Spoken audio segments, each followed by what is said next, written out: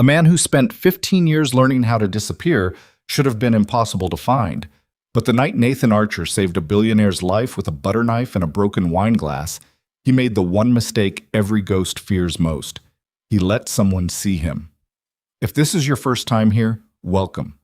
If you've been with us before, you already know we don't do stories halfway. Hit that like button, drop a comment with the city you're watching from. I want to see exactly how far this story travels. Now stay with me, because this one goes all the way to the end. The restaurant had a name that nobody really used.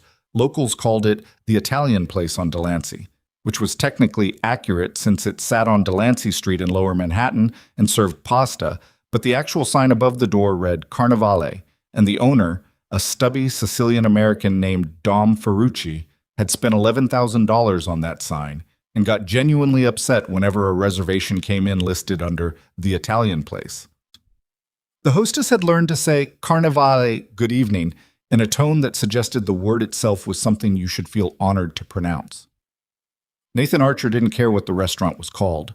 He cared that the shift started at 5 and ended at close, that the hourly rate plus tips out covered daycare and groceries with about $40 left over if he was careful, and that his manager, a nervous man named Gerald who sweated through his shirts regardless of temperature, mostly left him alone as long as the tables got cleared fast and the dishes didn't break.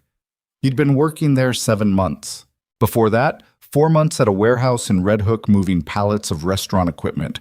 The kind of irony that would have been funny if he'd been in a mood to find things funny, which he mostly wasn't. Before the warehouse, 3 months of disability payments and a small apartment in Crown Heights where his daughter Lily slept in the bedroom and he slept on a pull-out couch, and pretended that was fine. Before all of that was a different life, lived by a version of himself he'd spent considerable energy trying to forget. The Friday night rush at Carnevale was in full swing by 7:30. The dining room was loud in the particular way that expensive restaurants get loud. Not the sharp chaos of a diner, but a layered, buzzing hum of voices and silverware and soft jazz from speakers recessed into the ceiling, all of it somehow adding up to an atmosphere that made people feel like they were somewhere worth being. Nathan moved through it the way he moved through everything, efficiently and without drawing attention. He was good at not drawing attention.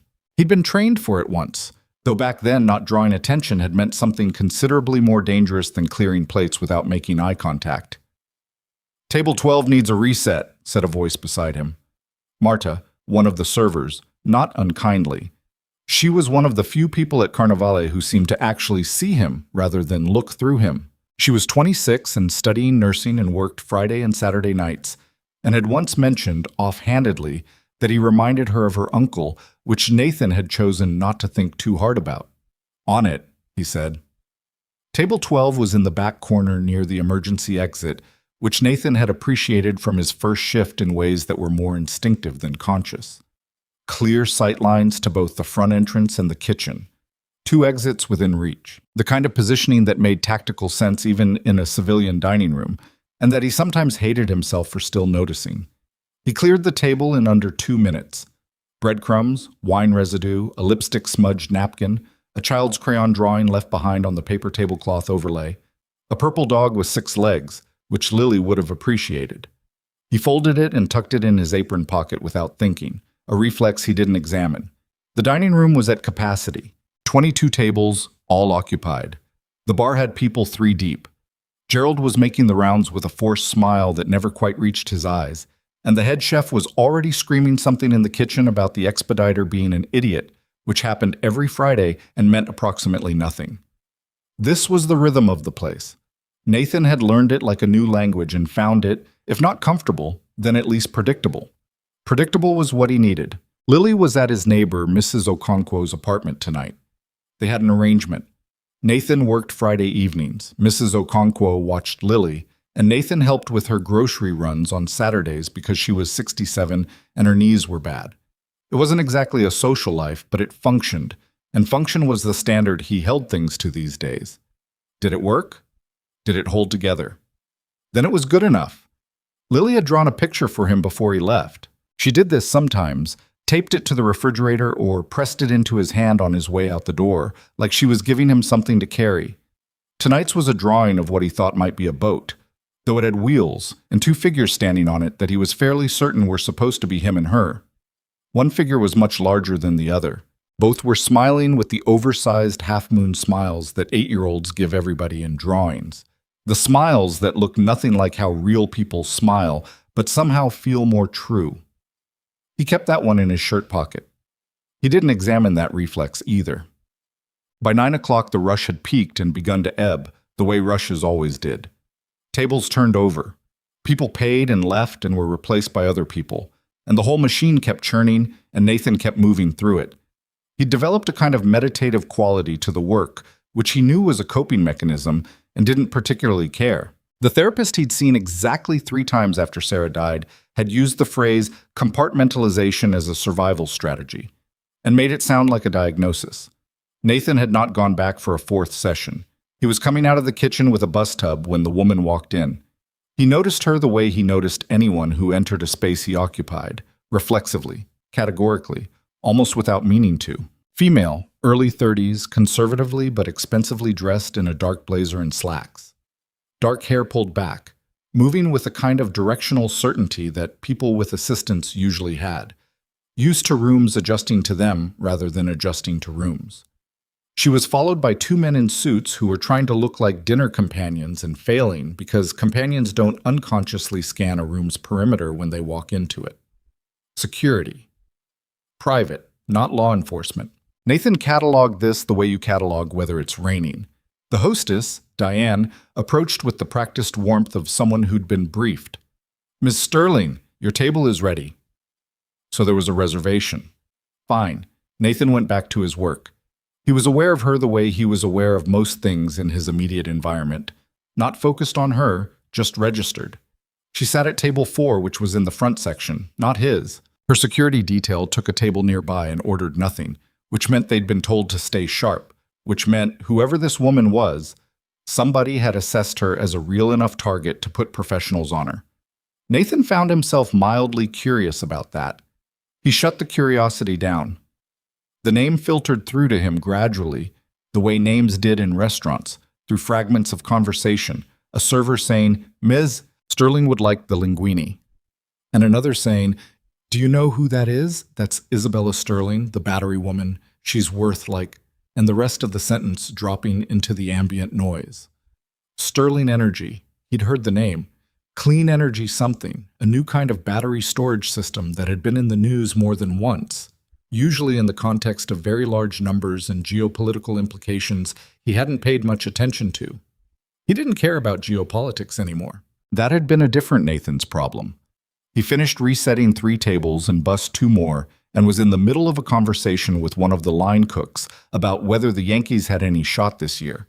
A conversation Nathan was participating in mostly by saying and maybe at intervals, when Gerald appeared at his elbow with the expression of a man who was about to ruin Nathan's evening. "Hey," Gerald said, "can you take the pickup outside?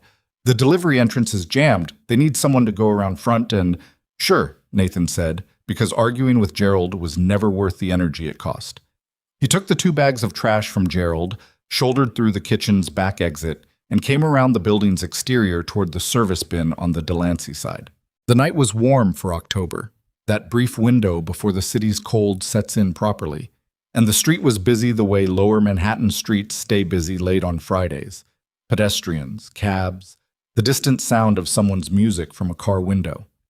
He came around the corner and stopped. It happened very fast. There were 3 of them. 2 had Isabella Sterling's arms, 1 on each side, moving her toward a dark SUV that was idling at the curb with its rear door already open. She wasn't screaming. They'd done something to prevent that. A hand clamped over her mouth or some chemical. He couldn't tell from here. But she was fighting, her heels dragging against the pavement, and she wasn't going quietly. The 2 security detail men were on the ground. One was face down and still. The other was trying to get up and wasn't making it. The 3rd attacker stood near the vehicle, watching the street, a hand inside his jacket. Nathan stood still for approximately 1 second. Then he assessed. 3 hostile contacts, plus driver. 2 friendlies down. Civilian target in active transport. He was unarmed, in a busboy's uniform, carrying a bus tub with a ceramic bread plate, 2 glass tumblers, a butter dish, and a water carafe that was about three-quarters full. He dropped the bus tub, kept the carafe. He covered the distance to the watcher, the third man, the lookout, in 8 steps, fast and low, coming from an angle the man's peripheral vision wasn't covering because his peripheral vision was angled toward the street and not toward the building wall. Nathan brought the heavy glass carafe down across the back of the man's head in a short, controlled arc, the kind of strike designed to drop someone without killing them if you got the angle right. He got the angle right. The man folded. The 2 men holding Isabella heard it. They were professional enough that they didn't drop their cargo, Isabella. But one of them turned, releasing her right arm, which was the wrong choice. Isabella, who had apparently not been chemically subdued and was simply being physically overpowered by 2 men, immediately drove an elbow backward into the ribs of the man still holding her. She had no training that Nathan could detect, but she had rage and she used it effectively. The turning man came at Nathan fast. He was big, trained, and had the advantage of seeing Nathan coming now. He threw a punch that Nathan slipped inside of, the man's fist glancing off Nathan's shoulder instead of his jaw, and Nathan got 2 fingers into the pressure point above the man's collarbone, a technique that wasn't theatrical but was extremely effective, and the man went down to his knees making a sound like a man who has suddenly found breathing much harder than expected. The last one, the one Isabella had elbowed, shoved her sideways toward the SUV's open door and came for Nathan with something metal in his hand. Knife, Nathan thought, but the light was wrong, and it was actually a telescoping baton, which he extended with a snap of his wrist. Nathan didn't have time to think about it clearly.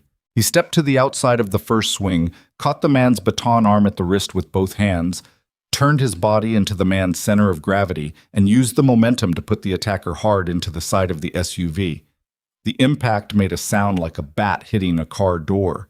The man slid down the vehicle's side and didn't get up. 3 seconds, maybe 4. The SUV's driver was a factor. Nathan turned toward it, already calculating, but the driver apparently decided the math had changed and the vehicle pulled away from the curb with a screech that left skid marks on Delancey Street. Gone. Isabella Sterling was on the sidewalk, one hand pressed to the concrete, catching herself, staring at him. Her hair had come loose from where it was pinned. One sleeve of her blazer was torn at the shoulder. There was a red mark along her jaw from where someone's hand had pressed. She was breathing fast but controlled, the way someone does when they have decided they are not going to allow their body to fully process the terror until they find an appropriate moment, and she was staring at Nathan with an expression that contained several emotions simultaneously, which Nathan recognized as the experience of having just been through something that didn't have a name yet. He looked at her for a second. He looked at the 3 men on the ground, 2 unconscious, one on his knees still trying to breathe, and at the security guard who was finally getting to his feet, bleeding from somewhere above his ear. Nathan picked up the carafe, which had not broken. "You should call the police," he said. Then he went back around the corner of the building and through the service entrance and back into the kitchen and finished his shift. Gerald noticed he'd come back in without the trash and gave him a look, but said nothing, because Gerald chose his battles and had learned that Nathan was not a battle worth choosing. Marta noticed something was off about his face but didn't ask, because she was perceptive enough to know he wouldn't answer. The head chef continued being furious about the expediter. The machine kept running. Nathan cleared tables. He thought about Lily's drawing in his pocket. The boat with wheels.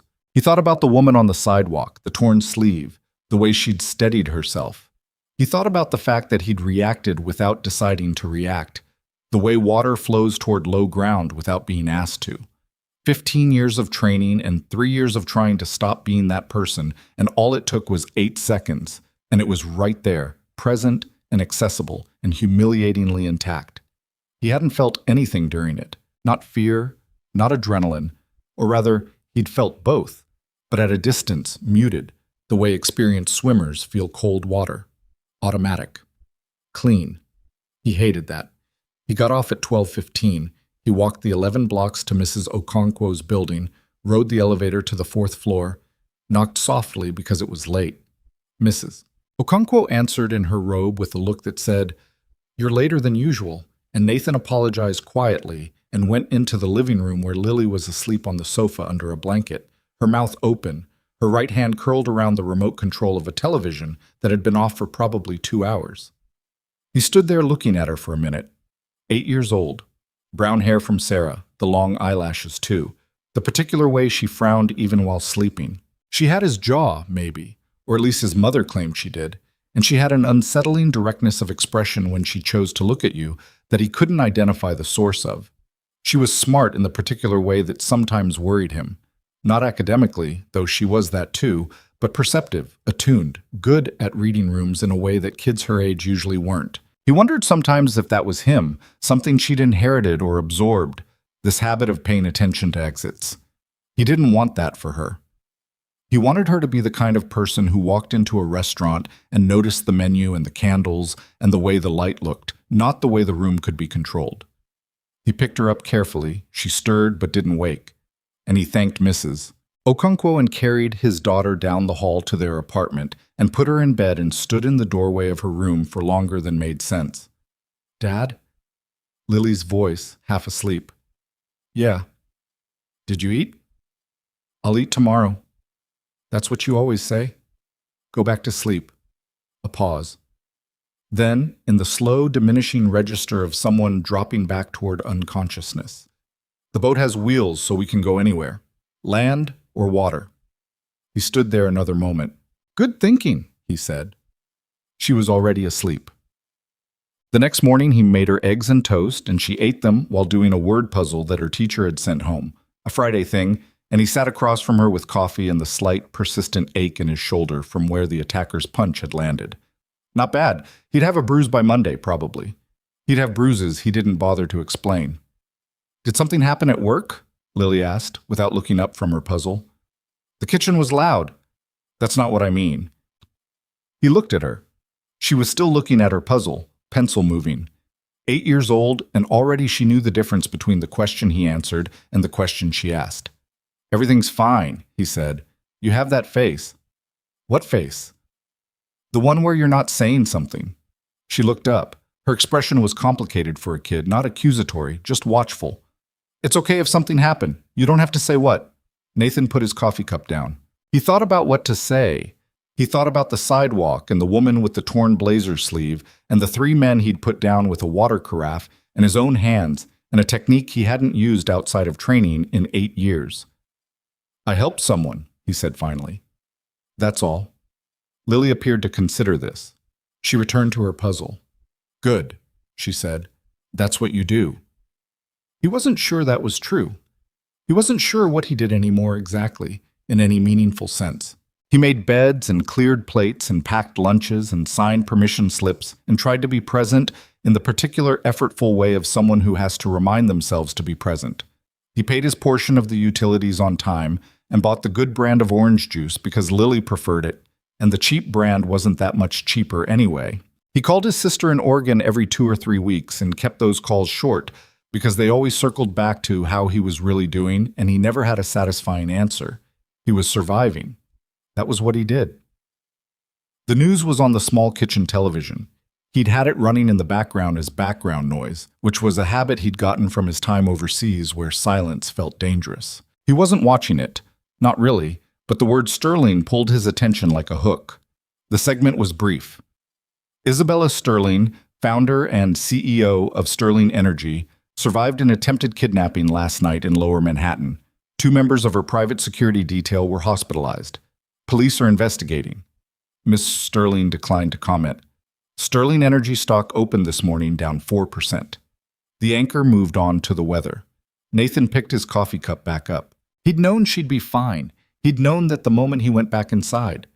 She was upright, breathing, speaking. Call the police, he'd told her, and she'd had the presence of mind to register the instruction. But there was something strange about seeing it on television, seeing the thing he'd done translated into a 30-second news segment, the corporate name and the stock price and the absence of any mention of a busboy.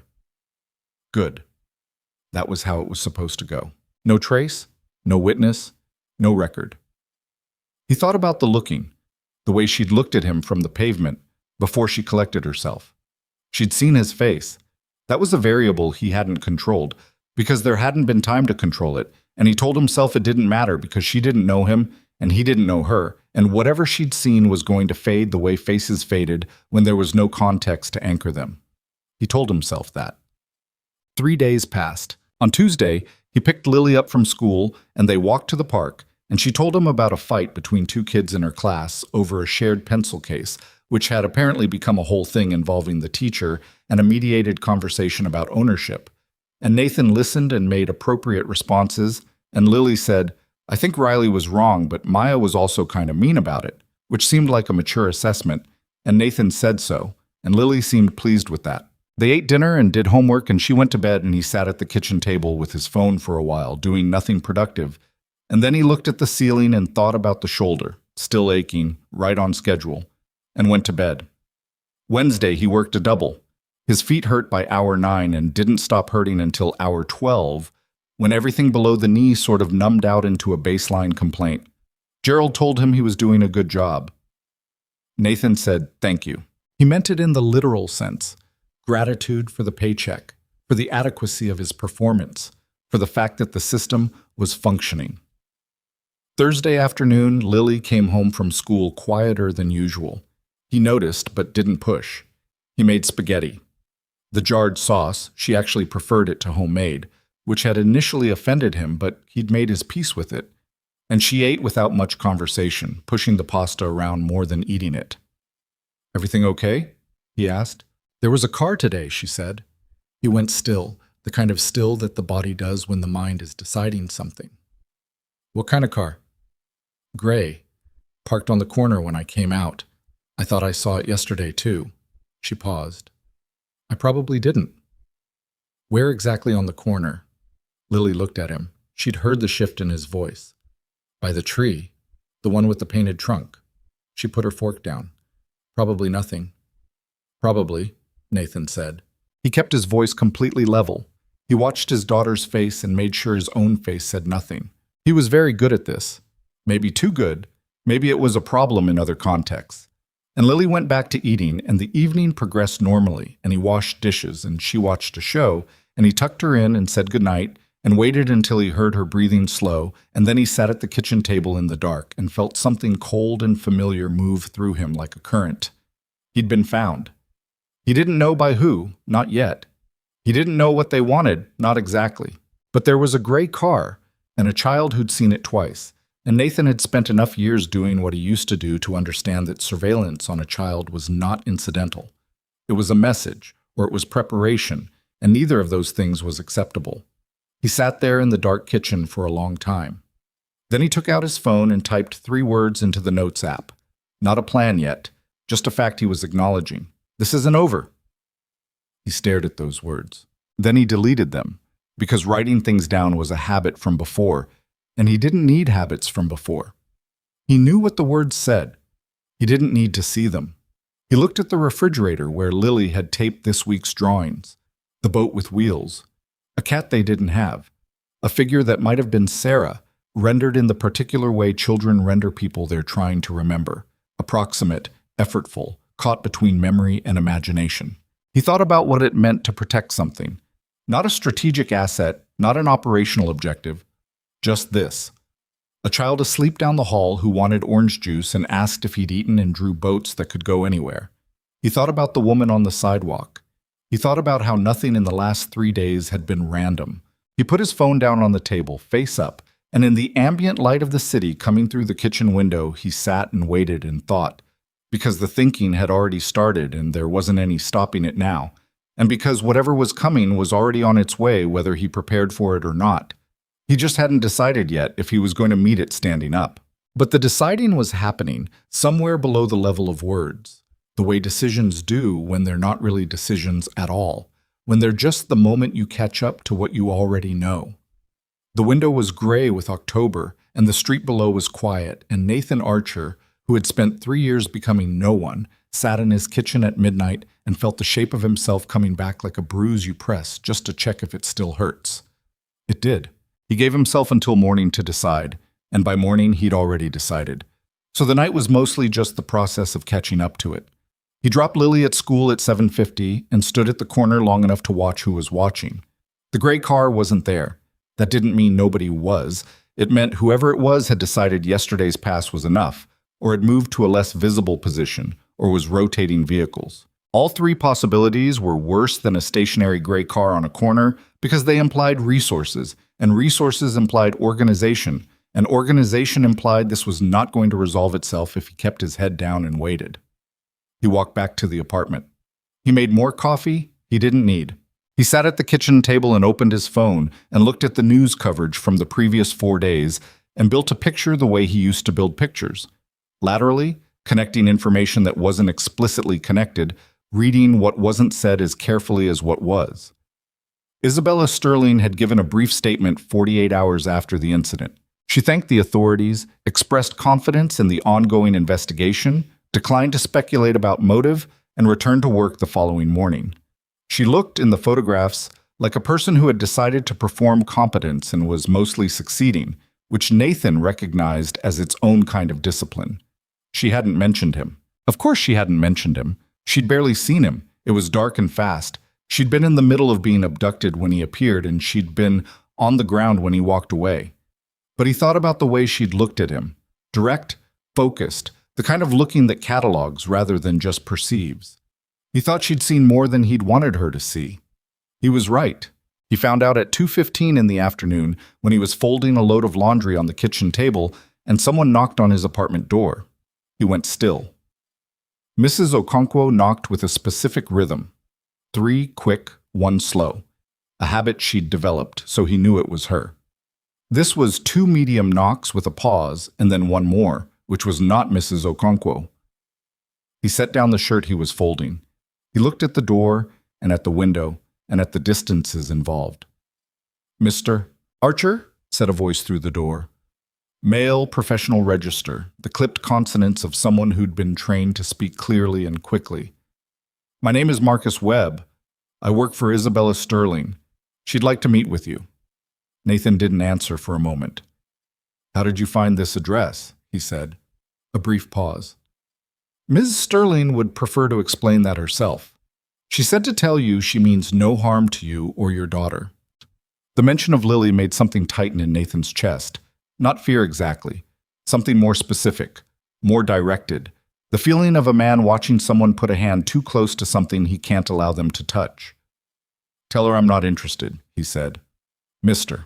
Archer, tell her I'm not interested, and tell her that if she found this address, other people can find this address. And if that's how this is going to go, this conversation is the last time anyone from her organization contacts me without a different kind of response." The silence on the other side of the door lasted about 4 seconds. "She said you'd say something like that," the man said. "She also said to tell you that the people who tried to take her already know your name. They had surveillance on Carnivale for 2 weeks before the incident. They photographed everyone who went in and out. You're in their system, Mr. Archer. Whether you meet with Miss Sterling or not doesn't change that." Nathan looked at the wall for a moment. "Give me 20 minutes, he said. He didn't open the door for 20 minutes. He used the time to check the building's other exits, confirm that the man in the hallway appeared to be alone, look out the kitchen window for vehicles he didn't recognize, and change out of his laundry day clothes into something that felt less like he was a person doing laundry on a Thursday afternoon and more like a person who had made a deliberate choice about this meeting. It was a small thing, the clothes. He knew that. But small things matter when you're trying to remember who you are. Marcus Webb was about 40, compact, the kind of build that suggested he'd maintained a physical regimen for a long time without being theatrical about it. He had a face that was professionally neutral and eyes that were professionally alert, and he shook Nathan's hand with the grip of a man who had been trained not to overdo the handshake and had internalized it perfectly. Former military, probably. Private sector transition, probably 10 years ago based on the slight softness around the jaw. The desk work eventually produces even in people who fight it. "She's downstairs," Webb said. "She came herself?" "She insisted." Nathan thought about that. A billionaire who'd been attacked 4 days ago coming personally to a busboy's apartment building in Crown Heights at 2 in the afternoon, instead of sending a representative or a lawyer or a formal request through an intermediary. Either she was reckless, which was possible, or she was making a deliberate statement about how seriously she was taking this, which was also possible, and he wasn't sure which one he preferred. He followed Webb down the stairs.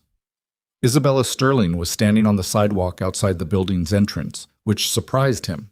He'd assumed a car with tinted windows, maybe a lobby if she could get in one. Instead, she was just standing there in a dark coat with her hands in her pockets, looking at the street.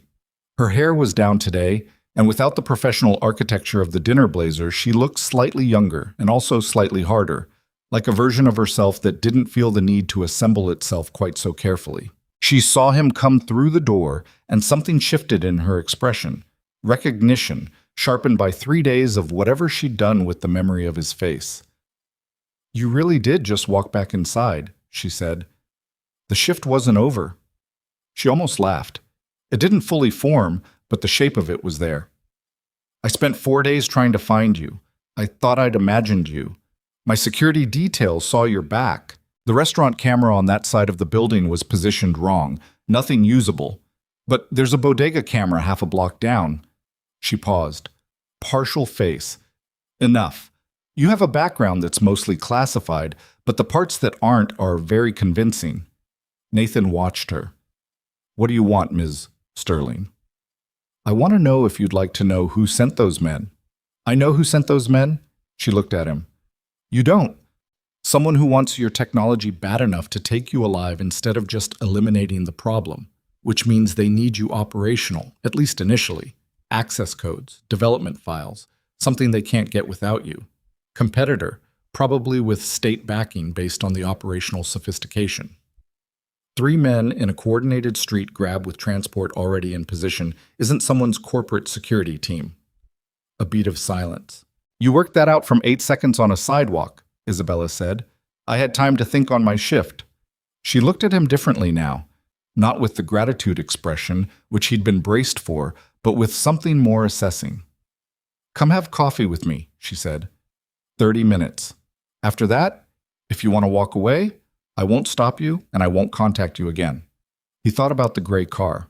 He thought about Lily saying, "I probably didn't," with the particular careful diplomacy of a child who has learned that her father doesn't like to be worried. 30 minutes, he said. Mom.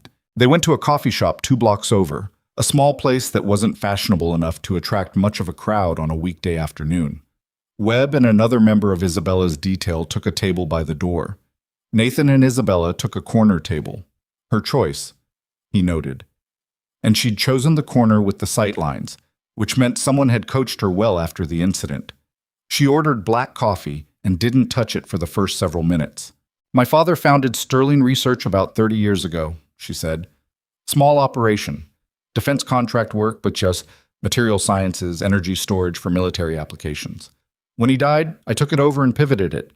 I wasn't interested in weapons systems." She said this flatly without editorializing. "I was interested in clean power storage, which turned out to be the more commercially interesting problem anyway. The new battery architecture we developed. I won't get technical, but the short version is it solves the storage problem that's blocked renewable energy scaling for 40 years. Charge density 4 times current lithium-ion, discharge stability across temperature ranges that make current systems look like toys, and a manufacturing cost curve that makes it viable at scale within 3 years." Nathan listened. He wasn't an engineer, but he understood enough to follow the implications. "And militarily?" She looked at him steadily. "Militarily, the same properties that make it revolutionary for civilian power grids make it extremely attractive for portable high-energy systems, the kind of systems that require very large amounts of power stored in a very small space." She paused. "We've had defense inquiries. We've declined all of them. The technology is not being developed for weapons applications. That's a choice I made and I've held to it." "Someone disagrees with that choice." "Several someones." She wrapped both hands around her coffee cup. "After the incident, my head of security pulled surveillance records going back 60 days. The team that took me, they weren't improvising. They'd mapped my movement patterns, my security rotation, the restaurant staff schedule. They knew which direction my car was parked. They knew the security detail numbers." Her jaw tightened slightly. "They had inside information. Somebody in my organization gave them operational details." "You have a leak." "I have a leak. Or had. We've locked the operational details down now, but the damage was already done in terms of what they know about me and about the technology." She looked at him directly. "The same surveillance operation that mapped me also photographed everyone associated with the restaurant. You, specifically, were flagged after the incident. I don't know how quickly they identified you. They identified me within 48 hours, Nathan said. Her expression changed. How do you know that? My daughter noticed a surveillance vehicle near her school Tuesday afternoon, possibly Monday as well. The pause that followed was short but heavy. They went after your daughter, Isabella said, and her voice had a different quality now. Not softer, but more careful. The way someone gets when they understand they've caused a harm they didn't intend. They went near her, Nathan said. There's a difference so far. I'm sorry. Nathan. She used his first name for the first time. I'm genuinely sorry. You saved my life and they're using that to get to you. He looked at her for a moment. He wasn't in the habit of accepting apologies, not because he was cold about it, but because apologies in his experience didn't change the tactical situation, and the tactical situation was the thing that needed changing. Tell me about the organization. What do you know? She told him what she knew, which was more than he'd expected and organized well. She thought clearly, laid out information in sequence, flagged what was confirmed versus inferred. The group was not a single corporate competitor. It was a network, better word, she said, than organization, that had appeared in fragments across 3 different intelligence contexts in the past 18 months. Former military contractors, some Eastern European, some domestic. Financial backing that traced, in the 2 cases where anyone had successfully traced it, back to shell structures and jurisdictions that didn't cooperate with U.S. legal processes. They had tried to buy access to Sterling's technology through intermediaries 6 months ago.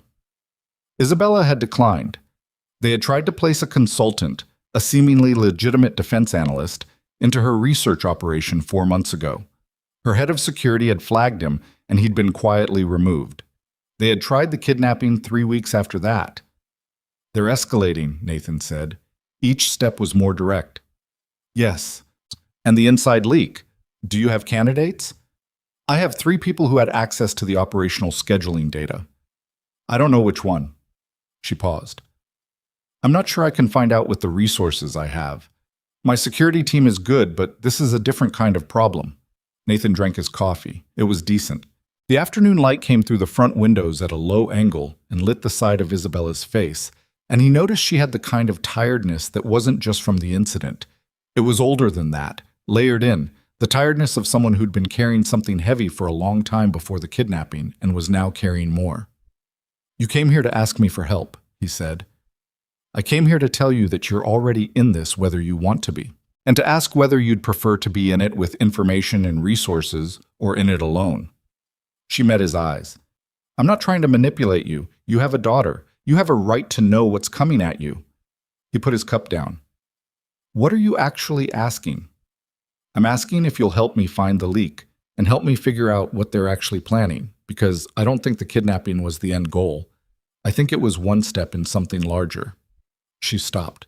I'm asking for your help, Nathan. I'm not asking you to go back to whatever you were.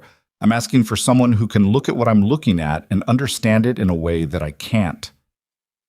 He sat with that for a moment. Outside on the sidewalk, a kid on a bicycle went past the window, wobbly and determined, refusing to fall. I need something from you first, he said. Name it. My daughter needs to be somewhere they can't reach her, somewhere clean, no connection to me, people I trust, while this is happening. He looked at her. Can you make that happen quietly, without creating a paper trail that leads back to her location? Isabella didn't hesitate. Yes. Not your security team. They might be compromised. I have people outside the company. I'll use them. He nodded slowly. The deciding was already done, had been done since the kitchen table at midnight. He was just working through the operational sequencing now. I'll help you find the leak. After that, we reassess. Fair enough? He picked up his coffee cup. And Ms. Sterling, Isabella. The 30 minutes was up 10 minutes ago. This time she did laugh, briefly, a real one, the kind that appears without announcement. It made her look different, briefly, like a person rather than a corporate narrative. Then it faded and she was back to what she was, which was a 30-year-old woman with a revolutionary technology and a serious problem and the composure to hold it all together in a coffee shop in Crown Heights at 3 in the afternoon. I know, she said. You stayed anyway. He didn't answer that, but he didn't deny it either. He picked Lily up from school himself that day instead of the after-school program. She came out with her backpack and her coat unbuttoned despite the weather, which was a daily battle he'd mostly given up on, and she spotted him and her face did the thing it did. A brightening, uncomplicated. The kind of expression that no adult ever quite managed to produce because adults learn to moderate their visible happiness as a form of self-protection. Lily hadn't learned that yet. He hoped she wouldn't. He hoped she'd find some middle ground between his way and her current way, something that let her feel things fully without it being a liability. He wasn't sure how to help her get there. He wasn't sure he knew the route. "Why are you here?" she said, not ungratefully, just surprised. "I had the afternoon off." "You never have the afternoon off." "Today I do." He took her backpack. "How was school?" "We had a substitute in math who didn't know how to do fractions right, and I told him he was wrong, and he got kind of mad about it." "Were you right?" "Obviously." "Then you handled it fine," Nathan said, and she seemed satisfied with this judgment. They stopped for ice cream, which was something they almost never did on weekdays, and Lily took this as evidence that something was either very wrong or very good, and spent most of the walk home trying to figure out which, asking lateral questions in the way she'd developed of approaching things she sensed he didn't want to answer directly. "Are we going somewhere?" she asked. "What makes you ask that?" "Because you got ice cream on a Thursday, and you've been looking at stuff. Like, at things other than me. Like you're thinking." He looked down at her. "I'm always thinking." "Different thinking." She licked her ice cream. "Like when we went to Grandma's that summer, before." She didn't elaborate. Before covered a lot of ground in their household. Before meant before Sarah got sick, before they moved, before the world rearranged itself into its current shape. He'd taken her to his mother's in Oregon for 3 months that summer, after the first diagnosis and before they knew how bad it was going to get. He'd needed somewhere to put her that was safe while he helped Sarah with the appointments, the early rounds of treatment, the long days at the hospital. Lily had been 5 then. She remembered more of it than he sometimes expected. "You might stay with some people I know for a little while," he said carefully. "People who will take good care of you." Lily ate her ice cream. She thought about this with the serious thoroughness she brought to anything she was uncertain about. "Are you going to be okay?" "I'm going to be fine." "That's not the same as okay." He looked at her. 8 years old. God, the sharpness of her. He felt something in his chest that he didn't have a clean word for. Pride and grief and something protective that had no edge to it, no limit. "I'm going to be careful," he said. "I promise you that." She appeared to decide this was acceptable. They walked the rest of the way home in relative quiet, and she held his hand without being asked to, and he let her, and that was enough for the moment. Nathan spent that evening making calls he hadn't made in 3 years. Not his old unit. That was a door he had reasons to keep closed, reasons that lived in a particular set of memories he'd wrapped in something like silence and tried not to disturb. But there were people adjacent to that world who operated in the private sector now, people who owed him nothing and whom he owed nothing, but with whom there was a shorthand, a shared context, a way of communicating efficiently without the explaining that civilian relationships required. One of those people was a woman named Claire Souza, who had been a defense intelligence analyst and was now technically a private security consultant and actually something less clearly defined that operated in the space between corporate intelligence and things governments preferred not to officially acknowledge. She was in her mid-40s, lived in D.C., and had a way of answering her phone that suggested she'd seen the number coming before it rang. "Nathan Archer," she said. "I was wondering when." "When what?" "When you were going to come back." She said it without judgment, just noting a fact. "The Sterling thing is yours." He paused. "How do you know about the Sterling thing?" "Because I've been watching the network behind it for 8 months. Different thread than yours, but we've ended up in the same room." A pause on her end. "You took down 3 of their people with restaurant equipment. Carafe and pressure points. They're calling you the ghost of Platform 9 on their internal comms, which is partly your address history and partly someone's sense of humor." He filed that away. "What do you know about them?"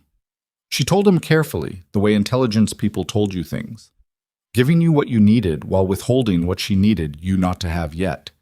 The network had a name, or at least a designation used internally, Vantage, former military, primarily U.S., and NATO adjacent, turned mercenary over roughly a decade.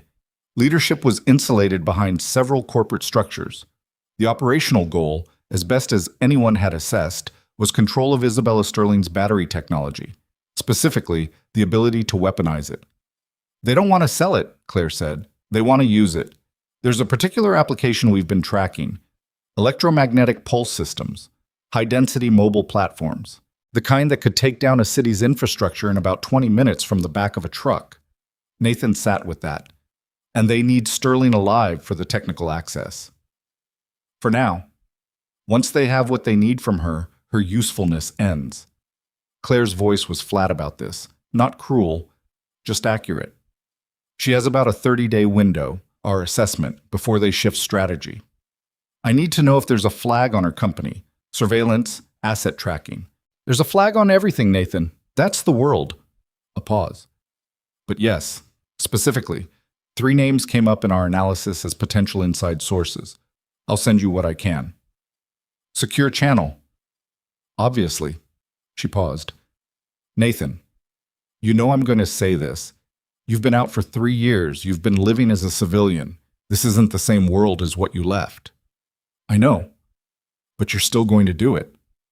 My daughter had a car outside her school, he said. A long pause. I'll send you the file, Claire said and hung up. He sat at the kitchen table. From Lily's room, he could hear the small sounds of her getting ready for bed. The water running, the particular thump of her backpack against the wall that she did every night, the creak of the floorboard near her window. He listened to all of it and thought about 30 days and underground networks and a woman in a coffee shop who'd asked for help with her hands wrapped around a cup of cold coffee. The file from Claire arrived in under an hour. 3 names, brief summaries, connection maps. He read through it twice, carefully. The second name on the list was a Sterling Energy executive named David Falk, head of operations. The file noted that Falk had a brother-in-law with documented ties to 2 of the shell companies in the Vantage financial structure, and that Falk had accessed Isabella's security scheduling system 3 days before the kidnapping attempt at an hour and from a location that didn't match his normal pattern. That wasn't proof. It was a thread. But Nathan had spent years pulling threads. He closed the file and looked at the wall and thought about the next move, the one after that, the sequence of things that needed to happen before any of this resolved. He thought about Lily's face when he told her she was going somewhere safe for a while. The flicker of something she'd managed to keep out of her voice, held in, stored for later, the quiet bravery of a child who'd already survived more disruption than any 8-year-old should have to, and had developed somewhere in that process the capacity to absorb more without breaking. He hated that she'd had to develop that capacity. He hated that he was the one who'd made it necessary, first by who he'd been, and now by what he'd done on a sidewalk with a water carafe. But there wasn't a version of that night where he'd walked away. He knew that with the same bone-level certainty that he knew left from right. Some things you didn't choose, you just did them, and then you lived with the shape of them afterward. He got up, rinsed his coffee cup, and went to check that the apartment door was properly locked and the window latches set and the chain on, all things he'd checked an hour ago. Then he stood in the hallway outside Lily's room and listened until her breathing slowed and the small sounds stopped. Tomorrow, he was going to call Isabella and tell her about David Falk. Tonight, he stood in the hallway of his apartment in Crown Heights, listening to his daughter sleep, and let himself exist in the quiet for a few more minutes before the quiet ended. He had a feeling it was going to be a while before he got it back. The call to Isabella lasted 40 minutes, and for the first 10 of them, she didn't say anything about David Falk at all. She asked about Lily, not in the performative way of someone who feels obligated to acknowledge a person's child, but with the focused attention of someone who understood that the child was the center of the situation and everything else was peripheral to it. Nathan answered her questions briefly and honestly, and she told him she had an arrangement in place. A secure location in Connecticut, a family who'd worked with her father's organization for years, completely off the grid of anything connected to Sterling Energy. I need to meet them first, Nathan said. I expected that. I can have them in the city by tomorrow afternoon. He told her about Falk then. He laid it out the same way Claire had laid it out to him.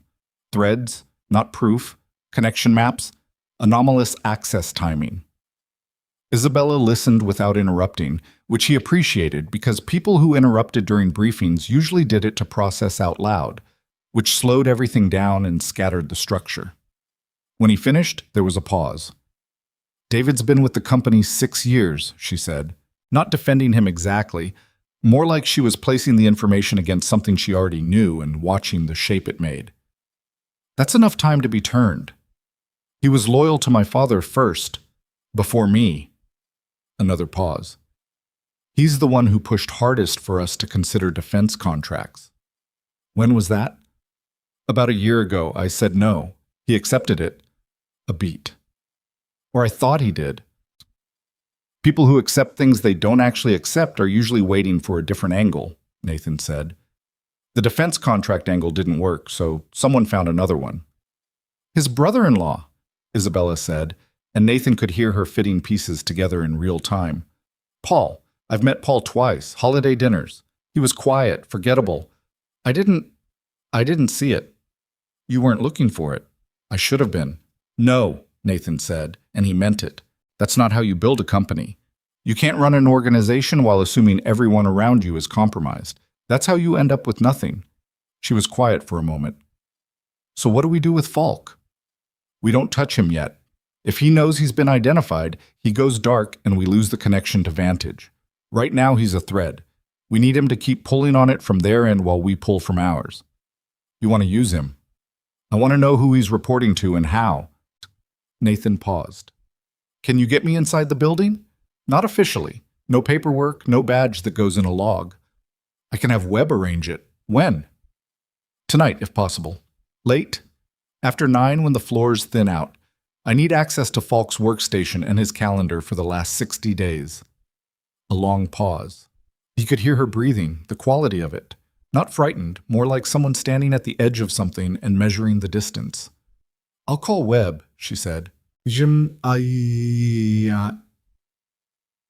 Sterling Energy occupied the top 4 floors of a glass and steel building in Midtown. The kind of building that was impressive in the way that buildings in Midtown were impressive. Functionally, economically, without much feeling. Nathan arrived at 9:40 in dark clothes and a jacket that wasn't the Carnivale uniform, and Webb met him at a side entrance with a temporary access card that was keyed to the stairwells and the research floors and had no name attached to it. Ms. Sterling is upstairs, Webb said. She doesn't need to be here for this. She wants to be. He said it with the neutrality of someone who had learned not to argue with his employer on certain categories of decision. The research floor was largely empty. 2 engineers were still at their stations at the far end of the space, headphones on, not looking up. The overhead lights had shifted to evening mode, lower, warmer, the kind of light that officially implied you should go home, but in practice just meant the people still here cared more than average. Isabella was in a glass-walled conference room adjacent to the main floor. She'd changed since the afternoon. Jeans now, a plain dark shirt, her hair loose. She looked less like a CEO and more like a person, and Nathan couldn't tell if that was deliberate or if this was just what the end of a hard day looked like on her. I pulled his calendar myself, she said when Nathan came in. She had a laptop open. I didn't want anyone else touching it. Nathan sat across from her and looked at the screen. He spent 20 minutes with the calendar and Falk's access logs while Isabella sat quietly and let him work, and in that 20 minutes he found 3 things that mattered. An off-site meeting logged as a vendor lunch with a company name that didn't appear anywhere in Sterling's vendor database. A second access to the scheduling system, earlier than the one Claire had flagged, at 4 in the morning from a VPN that routed through a server in Warsaw, and a blocked 40-minute window the previous Friday. Recurrent weekly, no label, no attendees listed. What's today? Nathan asked. Friday? Isabella said. It's Friday. He looked at the clock on the laptop, 10:12. The window is at 11, he said. Tonight. She understood immediately. He's still in the building. I saw him on the floor when I came up. He stays late on Fridays sometimes. I never... She stopped. He's making a report. Probably. We need to know how... Phone, laptop, an external device he brings in. Nathan, if we go out there now, he'll see us. Not us, Nathan said. Just me. Tell me where his office is and stay here. She gave him the layout quickly. Northeast corner, private office, glass walls but with privacy film on the lower half, so you could see heads above it, but not what was on the desk. He left the conference room and crossed the main floor, staying along the perimeter, moving in the way he'd learned to move in environments where being seen was the variable you controlled. The two engineers didn't look up. The floor was large enough that the northeast corner was in its own pocket of quiet, separated from the open workspace by a short corridor and two closed doors. He found a position outside Falk's office door in the corridor, close enough to hear without being visible through the glass. 12 minutes passed. He counted them without a watch, the old way, by breath and internal rhythm. Then he heard Falk's voice, low, controlled, the voice of a man who was accustomed to having conversations he didn't want anyone to hear. Nathan couldn't catch every word from the corridor. The door was solid, and the building's HVAC system created enough ambient noise to muddy it, but he caught fragments. Enough. Not going to hold. And she's brought someone in. I don't know who. And yes, the Archer name came back clean. Former SEAL. He's working with her now. And then a pause. And then, more quietly, I understand. I'll get the technical files before... And then the call ended, and there was silence. Nathan had heard enough. He went back to the conference room. Isabella looked at his face when he came in and didn't ask how it went. She could read it. He's reporting to someone inside Vantage, Nathan said. He knows my name. He knows I'm working with you, or suspects it. He said he'd get the technical files, which means they're moving up their timeline. They know their inside position is getting less secure. Isabella closed the laptop carefully. Her hands were steady, but she was pressing her fingers into the edge of the machine harder than necessary. The technical files are the core architecture, the charge density formulas, the manufacturing process, the discharge stability data. If they get that, they can build it without you. Yes. She looked up at him. Which means after that, I'm not useful anymore. Right. She absorbed this without visible panic, which Nathan was starting to understand was characteristic of her. Not that she didn't feel things, but that she processed them through action rather than expression, channeling whatever she felt into the next problem. He could respect that. It was a different mechanism than his own, but he recognized the underlying architecture. We need to pull the files offline tonight, she said. Physical air gap on the core architecture. Can you do that without alerting Falk? Yes. I have root access he doesn't know about. My father built a failsafe into the system, a secondary admin layer with a different entry point. David never knew it existed. She was already opening the laptop again. Give me 40 minutes. I'll be in the corridor, but she did it in 35. Nathan spent those 35 minutes in the corridor and in his own head, running sequences. Claire's 30-day window had just compressed. If Falk was reporting that his position was becoming compromised, Vantage would accelerate. That meant they'd move on the technical files within days, either through Falk or through some more direct method if Falk couldn't deliver. He called Claire from the corridor, keeping his voice below the ambient hum. They're moving up, he said. I know, she said, which meant she'd been monitoring the same threads. We had a flag on a Vantage communication node 20 minutes ago. They're activating 2 additional teams, one for the technology extraction, one for... She paused. One for removal. Removal meaning Isabella. And potentially you. You're in their system now, Nathan. They flagged you as a priority secondary target after you took down the Delancey Street team. A pause. There's something else. We pulled a communication from 3 days ago. They found your daughter's school. The hallway was very quiet.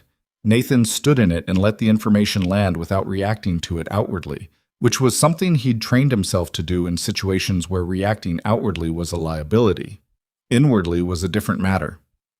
How specific, he said, and his voice was flat and neutral in the way that voices get when the alternative is not neutral at all. Specific enough, they have the school name and the after-school program schedule. A pause. Nathan, she needs to move tonight. I know. He breathed in, out. I know. I'll make it happen.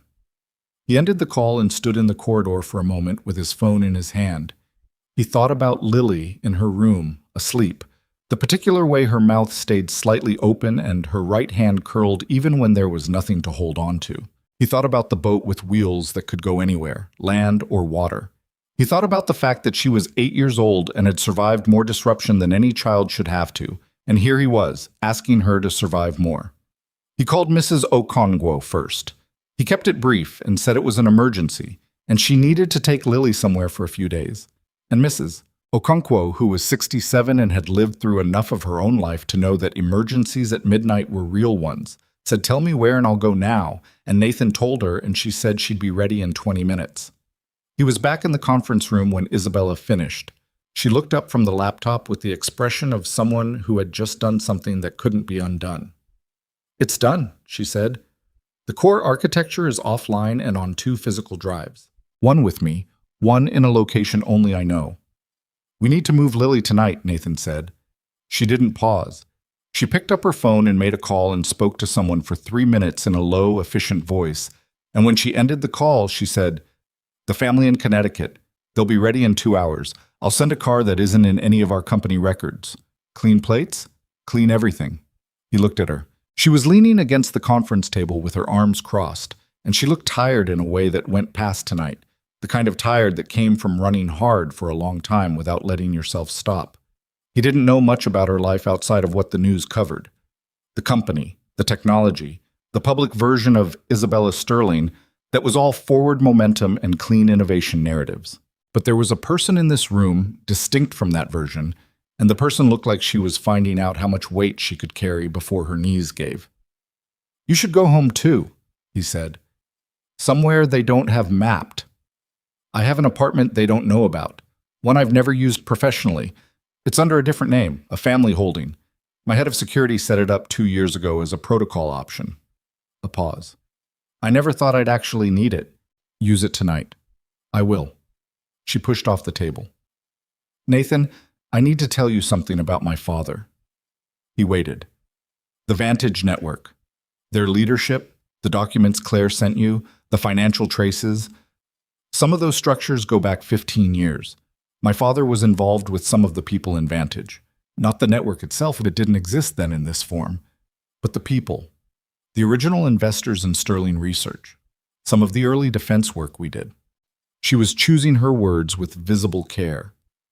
"I found documents last month that suggest my father knew what some of those people were planning. Not all of it, but enough." Nathan was still. "You think your father built something that Vantage is trying to complete," he said. "I think my father built the early architecture, the battery research, the theoretical framework, with funding from people who had specific applications in mind. Applications he may not have fully understood at first, and then understood too well." She met Nathan's eyes. "He died of a stroke 3 years ago, the official cause. But the timeline of his health deterioration and a series of communications I found suggest someone inside Vantage put pressure on him in the last 18 months of his life. Heavy pressure." "You think they killed him?" She didn't answer that directly. "I think he was afraid of them, and I think he pivoted the company, took it away from defense, took it into clean energy, not just because of the market opportunity. I think he was trying to put the technology somewhere they couldn't use it. And now they want it back. And now they want it back." She said it quietly, like something settled. Nathan thought about this, about the shape of a conspiracy that was 15 years old at its base, about a dead man who'd tried to outmaneuver people he'd originally worked with, about a daughter who'd built her life on what her father left behind without fully understanding what he'd built it on. "The documents you found," he said. "Where are they?" "Copies are with an attorney. Originals are in my apartment safe." She paused. "The attorney is Thomas Hale. He's been my family's lawyer for 20 years. He's the one person outside the company I'd trust completely." "Have you talked to Hale about Vantage specifically?" "I called him yesterday." A pause. "He was unavailable. His assistant said he was traveling. He's never unavailable, Nathan. In 20 years. He felt the familiar cold current move through him. "When did you call him?" "Yesterday afternoon, around 2. He thought about the timing. "That was around the time Falk made his report. If Hale is compromised, he's not compromised," she said, and the certainty in it was of the personal kind, the kind that lives in the body rather than the head. "He's not compromised, but he might be in danger. If Vantage found out I was talking to him about the documents, can you reach him right now? Any number, any method?" She tried. She tried 3 numbers while Nathan watched, and on the third one, a personal cell that went directly to voicemail, Her expression hardened in the way that things do when a fear becomes a fact. "We need to find him," she said. "We need to find him and secure those original documents," Nathan said. "If Vantage gets the originals, they eliminate the evidence trail and they eliminate Hale as a risk." Which means he didn't finish the sentence. He didn't need to. Isabella was already reaching for her coat. "His home address. I know where he lives." "Not tonight. It's not safe to move on that tonight without knowing where Vantage's teams are positioned. If they're already there," he held her gaze. "We go in the dark, we don't know what we're walking into, and we can't help Hale if we walk into something we can't get out of." She stopped. He could see the cost of stopping visible on her face. The instinct to move against the calculation that said moving wrong was worse than not moving at all. He understood that specific frustration intimately. "I need Claire's people to locate Vantage's active teams first," he said. "Give me until morning. If Claire can tell us where they are, we move on Hale's location with that information. If she can't, we reassess." Isabella put her hands flat on the conference table. "Thomas Hale has been part of my life since I was 4 years old," she said. "He was at my father's funeral. He was at mine when—" She stopped. "He was there for things. Important things." "I know," Nathan said, "and that's exactly why we do this right instead of fast." She breathed in, out. She nodded once, the nod of someone making a decision they're not entirely at peace with. "Fine. Until morning. But Nathan—" She looked at him directly. "If he's hurt because I waited, I'm going to carry that." "I know," he said. "That's how it works." He said it without softening it because he knew better than to soften things that were true. She seemed to understand that, at least, seemed to register that he wasn't being cold but was being honest, and that there was a distinction, and that the distinction mattered. They left the building separately. Nathan went first, checking the street from the lobby before giving Webb the all-clear for Isabella to follow through the side entrance to a car that wasn't logged. On the cab ride to Crown Heights, Nathan called Mrs. Okonkwo to confirm the logistics, and she told him she and Lily were ready, and Lily was awake and had asked where they were going and had been told it was an adventure, and had apparently accepted this with equanimity. He told Mrs. Okonkwo the address and told her to take a cab directly there and not to stop. "Is my daughter going to be okay?" Mrs. Okonkwo asked, and for a moment Nathan thought she meant Lily, and then he understood she meant him. "I'm working on it," he said. He got back to the apartment at 11:40. Lily was sitting on her bed with her coat on and her backpack packed, which meant she'd been ready for longer than she'd been told she needed to be. She looked at him when he came in with that direct, measured expression that still sometimes caught him off guard. "I'm not scared," she said, which meant she was. "I know," he said. He sat down on the edge of the bed next to her. "I'm going to sort some things out. It won't be long." "You don't know that." "No," he said. "I don't. But I'm going to do everything I can to make it true." He looked at her. "I need you to be somewhere safe while I do it. Mrs. Okonkwo is going with you. You'll be okay." Lily looked at her backpack. "I packed my drawings," she said. "The important ones." "Good thinking. And your old watch, from the box." She looked up at him. "I hope that's okay. I didn't ask." He had a watch in a box at the back of his closet that he'd taken off 3 years ago and not put back on. Navy issue, scratched, one of the links on the band replaced with a slightly wrong size that he'd never fixed. He didn't know what had made Lily take it, whether it was superstition or instinct or just the impulse to carry something of his with her. He thought about telling her she didn't need it. "It's okay," he said. She put her head briefly against his shoulder, just for a moment, the duration of a breath, and then she straightened up and picked up her backpack and said, "Okay," in the tone of someone who had decided. He walked her downstairs to the cab where Mrs. Okonkwo was already waiting, gave Mrs. Okonkwo a piece of paper with the Connecticut address and a phone number that would reach Webb, said thank you in a way that didn't cover what he meant but was all he had, and watched the cab pull away from the curb and move down the block and turn the corner and disappear. He stood on the sidewalk. The street was quiet. Somewhere down the block, someone's window was still lit up, the blue flicker of a television. He thought about Thomas Hale and the original documents and what they might contain. He thought about Isabella's father, a man he'd never met, who had apparently spent the last years of his life trying to put something dangerous somewhere it couldn't be used, and had failed, and had left his daughter holding it. He thought about the Vantage teams that Claire had flagged, active and moving, timeline compressed. He thought about what 30 days meant now that 30 days had become something closer to 72 hours. He went back inside. He had work to do, and the night was getting shorter. He sat at the kitchen table where Lily had eaten dinner 3 hours ago, where her word puzzle from school was still sitting with 3 answers left blank, and he opened his phone and called Claire and said, "I need everything you have on Vantage's current team positions, and I need it before 6 in the morning." And Claire said she'd see what she could do. He stayed at the table and worked, and the apartment was very quiet around him, and the quiet had a different quality than it usually did. Thinner, more present, the kind of quiet that happens when the thing that normally fills a space is no longer in it. He worked through it. He didn't let himself stop. Claire's information arrived at 5:47 in the morning in a file that was encrypted twice and had a self-delete trigger set at 8 hours. Nathan had been awake for all of the hours between and felt it in the particular way of someone who'd pushed past tired into the functional zone on the other side. Not alert exactly, but operational, the mind running on a narrower track that cut out everything that wasn't immediately necessary. He read through the file carefully, twice, the way he'd been trained to read intelligence. First pass for the shape of it, second pass for the details that the shape made you miss. Claire had given him what she had and flagged what she wasn't certain about, which he appreciated, because intelligence people who flagged uncertainty were more useful than intelligence people who didn't. The ones who didn't flag it were the ones who got people killed. Vantage had 3 active teams in the New York area. One was a surveillance unit, 2 people, rotating vehicles, focused on Sterling Energy's building and Isabella's known residential address. One was an extraction team, 4 people staged in a hotel in Midtown, equipment consistent with a technical operation rather than a combat one, which meant they were planning to move on the technology files rather than on Isabella directly at this stage. The third team was smaller, 2 people, and was positioned near a residential address in the West Village. Thomas Hale's address.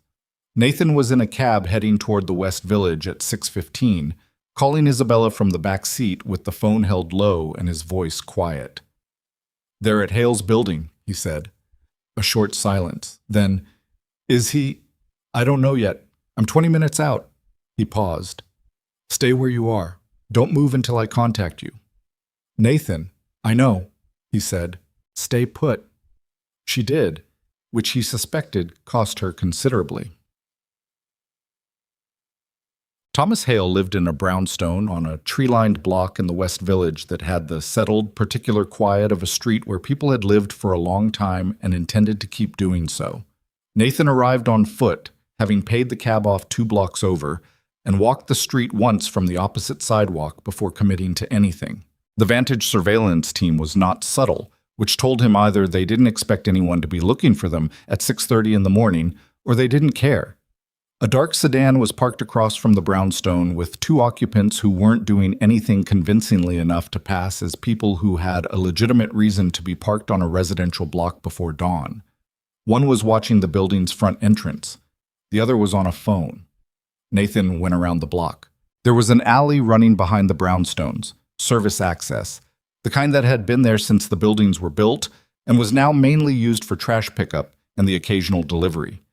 He moved through it without hurrying. The back gate of Hale's building was not locked, which was either luck or concerning. He went in.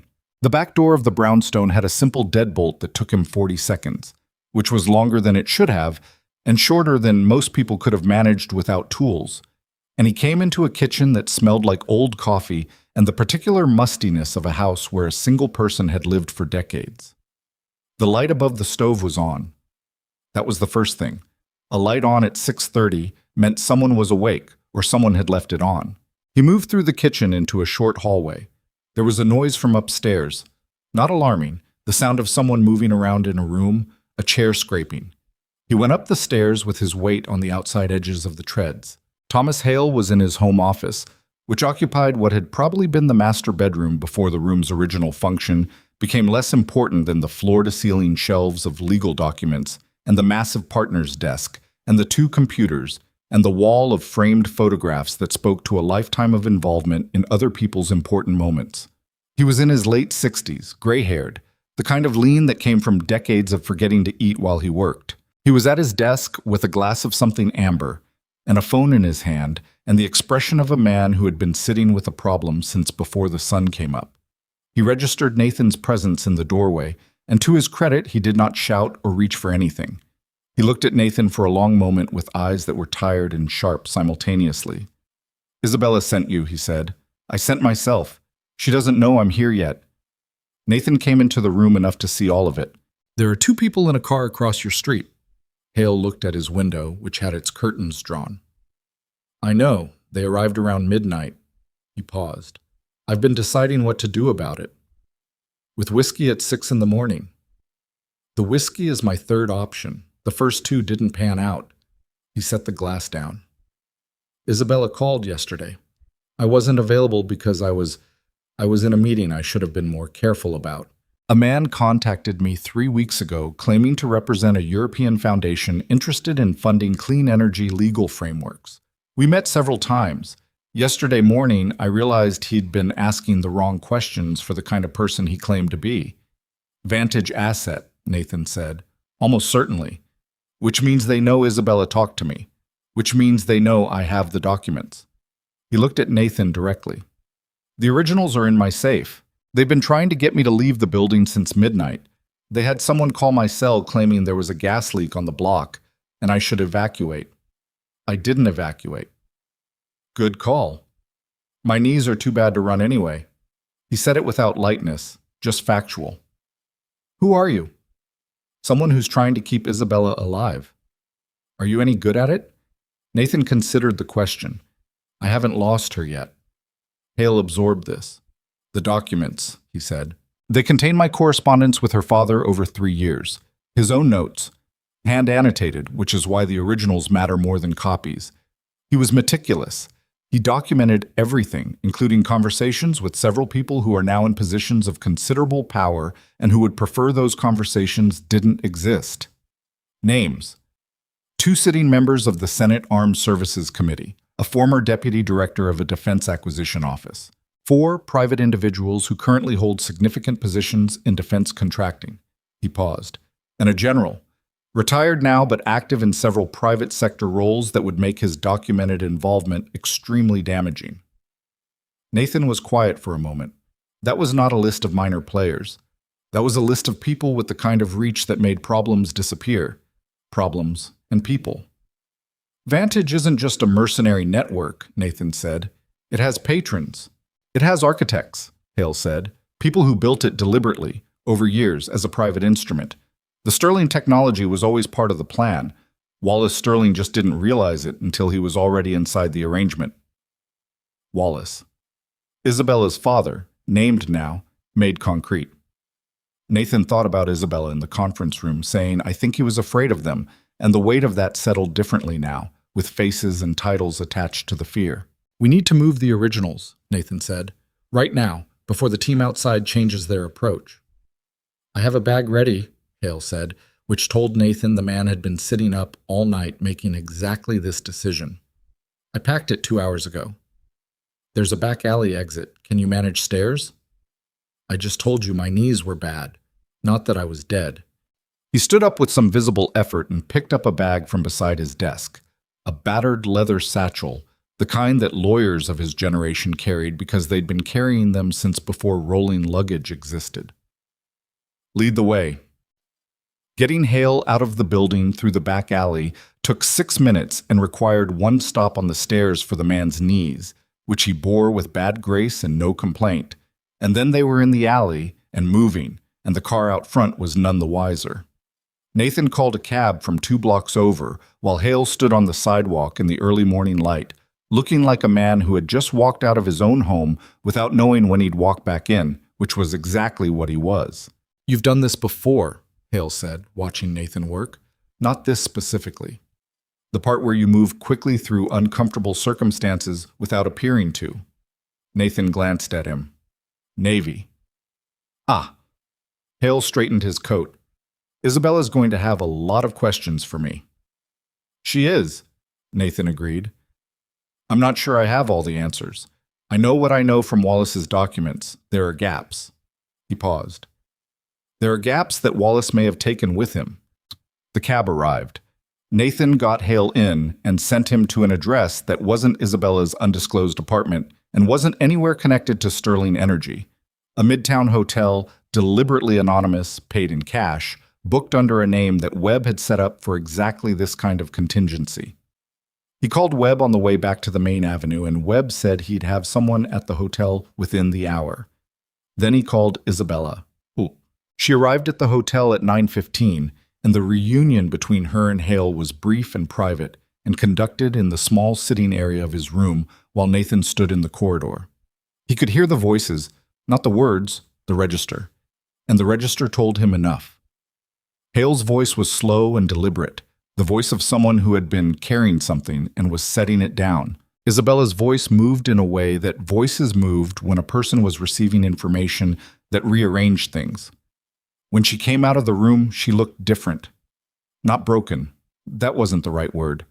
More like something had settled, some suspended question that had been sitting unresolved in her since her father died had finally come down, and the landing was hard but also, in some sense, necessary. My father tried to protect me, she said, and it wasn't a question. Yes, Nathan said. He failed. He bought you time. That's not nothing. She looked at the corridor wall. The people Hale named. Do you understand what those names mean? I understand what they can do, Nathan said, which is why the documents need to be in multiple secure locations before Vantage figures out they're gone from Hale's safe. I can get them to my attorney's escrow service. Encrypted, multiple redundancies, with a disclosure trigger if any of us go unreachable for more than, do that. Today. He paused. And then we need to talk about Falk. She nodded. She'd been thinking about Falk too, he could tell. It was in the set of her jaw, the way she'd been running the sequence in her head the same way he had. He's going to make a move on the files, she said. He told whoever he was talking to he'd get them. He doesn't know they're already offline and air-gapped, which means he's going to try to access them in the next day or two. So we let him try. She looked at him. And when he tries? When he tries, we're in a position to follow the access attempt back to whoever is receiving it. Claire's team can trace the data packet if we structure it right. Bait file, embedded tracker, Falk moves it through whatever channel he's using, and we see where it goes and who touches it on the other end. You want to use my company's files as bait. Fake files. Same architecture, same metadata, wrong data inside. If Falk takes them and hands them to Vantage, they'll believe they have what they need for long enough for us to move. Move where? To wherever they're operating from. Claire's been tracking the financial trails. There's a facility, a physical location where the Vantage technical team is based. Eastern Seaboard, probably Virginia or Maryland based on the communications patterns. If we can confirm it before they realize the files are fake, we go in, she said. We go in. She was quiet for a moment. I'm not a field operation, Nathan. I'm a person who builds things. I know that, he said. You'd be the one who shuts it down when we get there. I can get us in. But what they've done with your technology, the EMP applications, the weapon configuration, I can't undo that. You can. She looked at him. You don't actually know that I can. You built it. You understand it at a level that nobody else does. If they've modified it for weapons application, there's a reversion sequence or a shutdown architecture built into the original design. There is, she said slowly. My father and I built a termination protocol into the original battery management system. A backdoor, essentially. It was designed as a manufacturing quality control failsafe, but it would also, yes, if they haven't removed it and they wouldn't know to look for it because it's embedded in what looks like a routine diagnostic layer, it would shut down the discharge control system.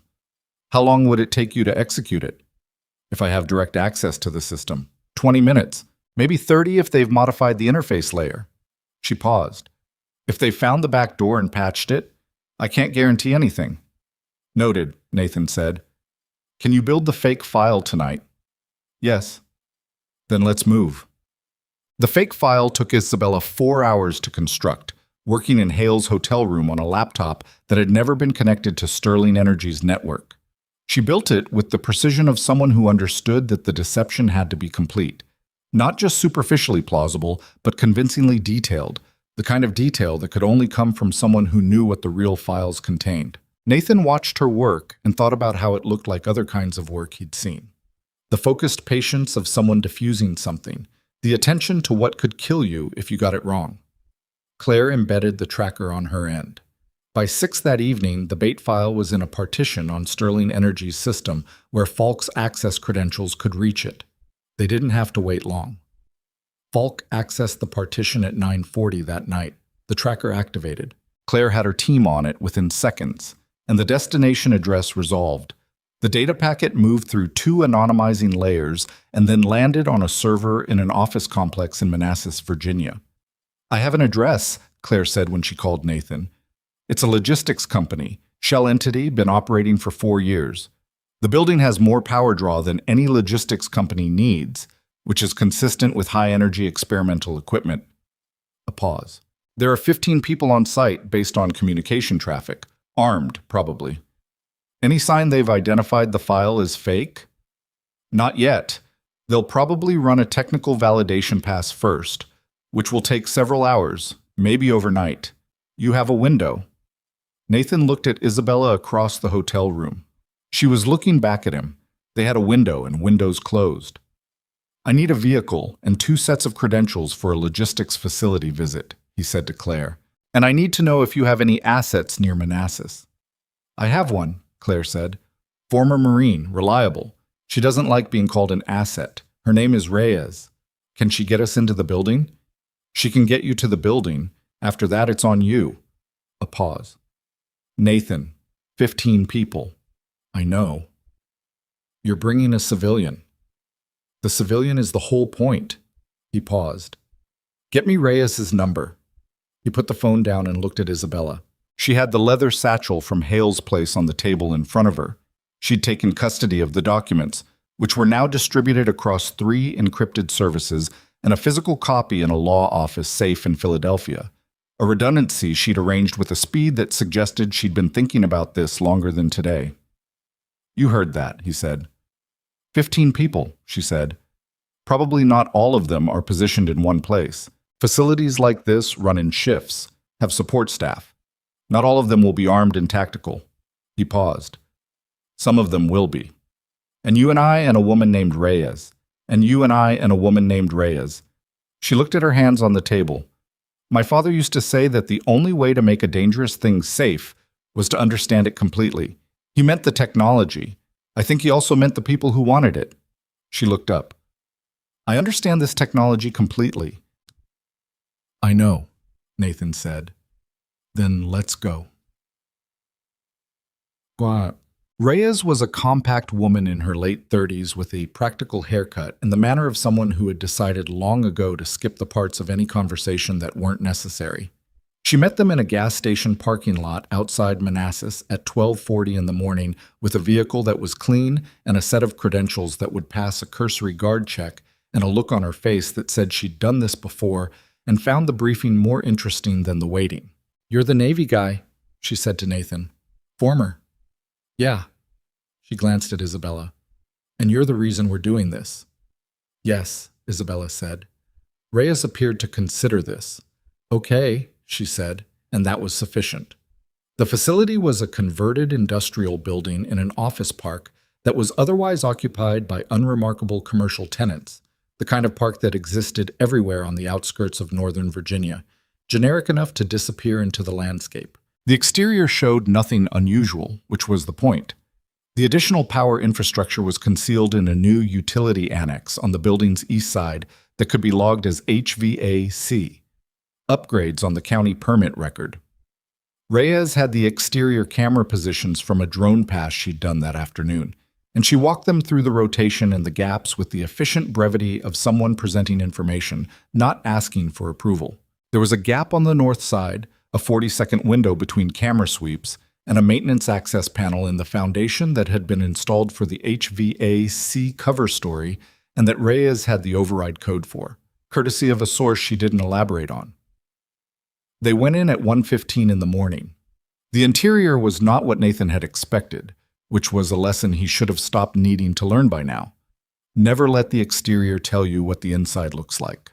The building's original industrial open floor plan had been reconfigured into a functional research and operations space.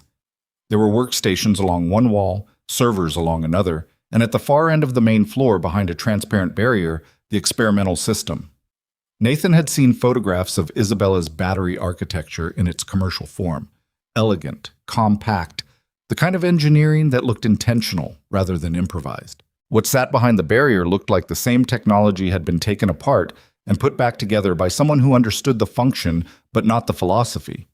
It was larger, more aggressive, bristling with components that had been added rather than integrated. Cables ran across the floor like roots. Warning indicators showed on 3 different monitors. Isabella stopped walking when she saw it. She stood very still for a moment, and Nathan watched her face. And on her face was something that wasn't quite horror and wasn't quite grief. It was the specific expression of a person seeing something they built turned into something they never intended. And it was a hard thing to watch. "It works," she said very quietly. "Can you shut it down?" Nathan asked. "Give me a minute." There were 2 guards on the main floor, one near the entrance they'd come through, one near the barrier. Nathan had seen them on the floor plan Reyes had sketched, and had a sequence in his head for handling it that required Reyes to cover the entrance guard while he dealt with the barrier 1. He communicated this to Reyes in 4 words and a hand signal, and she did the thing she needed to do with the economy of someone who'd been doing it for long enough that it didn't require drama. Nathan came around the barrier guard's blind side, and they went down, and they were zip-tied and breathing and considerably unhappy about it, but not dead, which was the standard Nathan held himself to. Isabella was already at the primary terminal. "The interface layer is modified," she said. She was typing fast, not panicky fast, but deliberate, her hands finding the keyboard with the confidence of someone who knew the system at a level that didn't require thought. "They've added a control overlay, but the underlying architecture is still mine. The back door is here." Her fingers paused for a fraction of a second. Someone looked at it. They didn't recognize it for what it was, but they looked. "How long?" 15 minutes? Maybe 20. Somewhere in the building, something moved. Nathan heard it. A door, a corridor, footsteps with the weight and spacing of someone who was alert rather than wandering. He crossed to the doorway at the edge of the main floor and checked the corridor. One person coming from the east end. Security rotation, probably, the kind that happened on a schedule he hadn't had time to fully map. He stepped out and handled it in the corridor and came back. His shoulder objected with the familiar ache, which he acknowledged and set aside. 12 minutes, he said. "I know," she said. The next 4 minutes were quiet in the way that operational situations are quiet when they're going well. Not peaceful, but structured, each element in place, the tension of waiting without a reason yet to panic. Nathan covered the corridor and the entrance point and ran the math on how long before someone noticed 2 unconscious guards or a missing patrol, and the math said they had single-digit minutes. Then the east wall door opened and 3 people came through it, and the math changed. 2 were armed. One had a phone up and was talking fast in a language Nathan needed a moment to identify as Czech. The armed 2 saw the situation, guards down, a man in the doorway, and the decision process was short. Nathan moved toward them because moving toward armed people in a confined space was almost always better than moving away. A principle that was counterintuitive until it wasn't. And he took the first one's weapon arm at the wrist and put the man into the second one, and they went down in a heap that was undignified and effective. The third man, the one with the phone, ran. Nathan let him. Letting him run was a calculation. Chasing him meant leaving Isabella alone with an active system and 2 unconscious guards and whatever else was in the building. Letting him run meant the timeline compressed to 0. He was back at Isabella's station in 6 seconds. "I need 5 more minutes," she said without turning around. "We have 2, he said. She didn't answer. She typed. On the monitors around the barrier, the indicators changed. Readings shifted, numbers dropped. One display that had been showing an ascending charge curve began moving the other direction. She was navigating the system the way someone navigated a house they'd grown up in but hadn't visited in years. Mostly muscle memory, partly improvisation. Wholly confident in a way that had nothing to do with calm and everything to do with knowing. The east door opened again. 2 more people, both armed, and Nathan knew the geometry. He was between them and Isabella, and the distance was wrong. and one of them was raising a weapon and had a clean angle. He moved to close the angle, and something hit him in the left side like a truck had changed lanes into him, and the world went briefly white. And then he was on the floor on one knee, and there was a very specific quality of pain that he recognized from the first 2 times he'd been shot, which was that it was enormous, and also, for a short window, not entirely real. He got back up. He didn't particularly decide to. His body just continued with what it had been doing, the same way it always had. Not because he was brave, or not only that, but because there was a woman 5 feet away who needed 20 more seconds, and the only thing standing between her and the people coming through the door was him, and that was the whole of it. He took the closer of the 2 people down. He did not manage the second before the second reached him, and there was a period of about 30 seconds that he experienced primarily as mechanical. Pure function, no thought, the part of the brain that had been trained for exactly this running on its own, while the part that was a father and a man who cleared tables and missed his wife was somewhere behind it, watching. He was on the floor again when it ended, sitting, not prone, which felt important, the wall at his back and his breathing wrong in a way that told him the bullet had done more than graze. He had one hand pressed to his left side. The 2 people who'd come through the door were both down. They were breathing. He thought they were breathing. He was fairly confident about one of them. "Nathan," Isabella's voice. Then her face. She'd left the terminal. She was crouching in front of him, and her expression had the sharp focus of someone who has just assessed a situation and arrived at a fact they don't like. "Is it done?" he said. "Yes, it's done." She had both hands on his, pressing over his. "The system is shut down. The discharge control is offline. They can't restart it without the core architecture that we've already pulled." Her voice was steady, and he appreciated that. He didn't want her to fall apart right now. "Marcus is coming. I sent Webb the location 20 minutes ago as a contingency. He's 8 minutes out." "Good contingency," Nathan managed. "Don't talk." "I'm fine." "You've been shot." "I know." He looked up at her. "Is the back door gone after execution?" "Yes, self-deleting protocol. They can't reverse engineer the shutdown sequence. And the data on their servers, I triggered a wipe when I executed the back door. Claire's people can come in and pull whatever survives, but the weapons configuration data is gone." She paused. "Nathan, stop talking about the technology. It's the important part. You're the important part right now." She said it with a directness that wasn't tender exactly, but had something under it. The quality of words that came out the right shape, because there wasn't time or energy to shape them wrong. He heard Rhea's voice from across the floor, then Webb's through a comms device somewhere. He heard motion, organized and purposeful, people who knew what they were doing arriving to do it. He sat against the wall and kept breathing, which was harder than it had been 20 minutes ago and easier than it was going to be for the next few days. And he thought about Lily in Connecticut with Mrs. Okonkwo, probably asleep, one hand curled around his old watch. He thought about the watch's weight on her wrist, slightly too large, the wrong size link in the band. He thought about the boat with wheels. "Hey," Isabella said. She hadn't moved. "Yeah," he said. "You got up. After you got back up." He thought about how to answer that. He thought about what the real answer was, not the operational one. "Someone needed me to," he said. She looked at him for a moment with the kind of looking she'd done the night on the sidewalk. The cataloging kind. The kind that was building something from what it saw. Then Webb was there, and someone with a medic's bag was there, and the careful, painful business of what came next began, and the wall of the facility in Manassas was cold against his back, and the monitors across the room were showing flat lines where they'd been showing numbers, and somewhere above them the sky was doing whatever skies did in the small hours before dawn. He closed his eyes. He stayed conscious, which took more effort than it should have, but he managed. Some things you did because they needed doing. That had always been enough of a reason, and it still was. And he was still here. And the line between those two facts was the whole of what he had to offer. It was, for now, enough. The hospital in Manassas was not where Nathan would have chosen to spend the next 4 days, but his body didn't consult him about the preference. The bullet had done what bullets do when they find the space between a rib and the organs behind it. It caused damage that was serious without being immediately fatal. The kind of wound that surgeons fixed with competence and then handed back to you as a problem you'd spend the next several weeks managing. The surgical resident who closed him up was 29 years old and had the focused efficiency of someone still close enough to her training to treat every case like an exam, which Nathan found preferable to the alternative. She told him he'd been lucky. He told her he'd been moving, which was different from luck, and she gave him the look that medical professionals give patients who say things like that, which was the look of someone who had decided not to argue with a person who'd just come out of anesthesia. Webb was in the corridor when they brought Nathan out of recovery.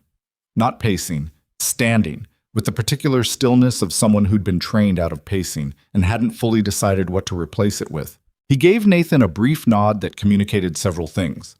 You're alive, the situation is contained, I'll brief you when you're capable of receiving a briefing. Nathan was capable within 2 hours, which was faster than Webb expected and slower than Nathan wanted.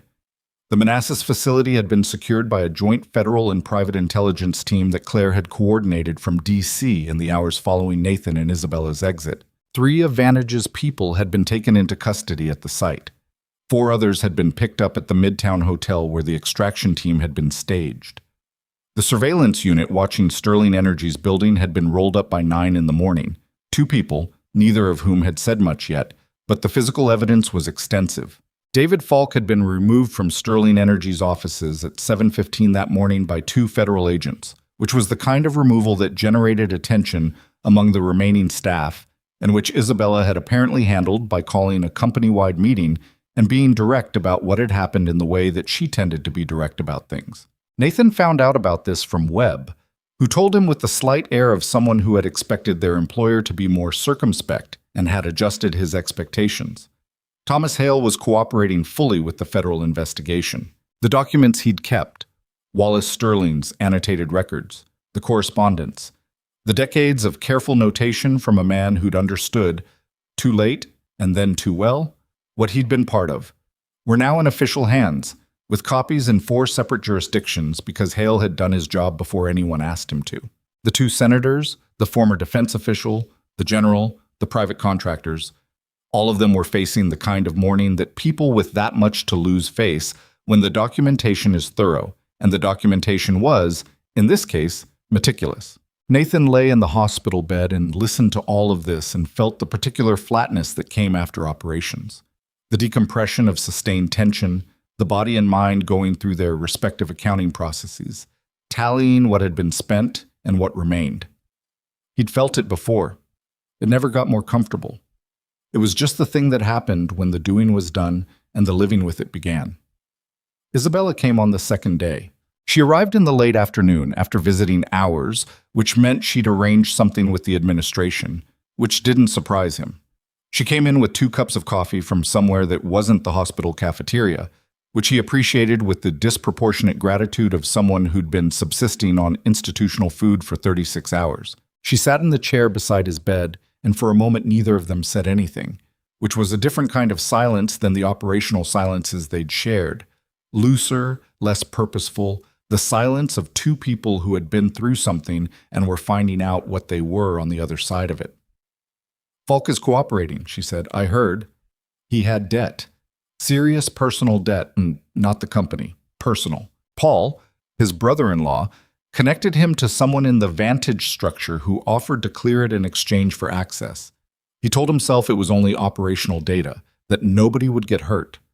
She looked at her coffee cup. He said that, in the interview, that he told himself nobody would get hurt. People say that, Nathan said. Does it make it more understandable?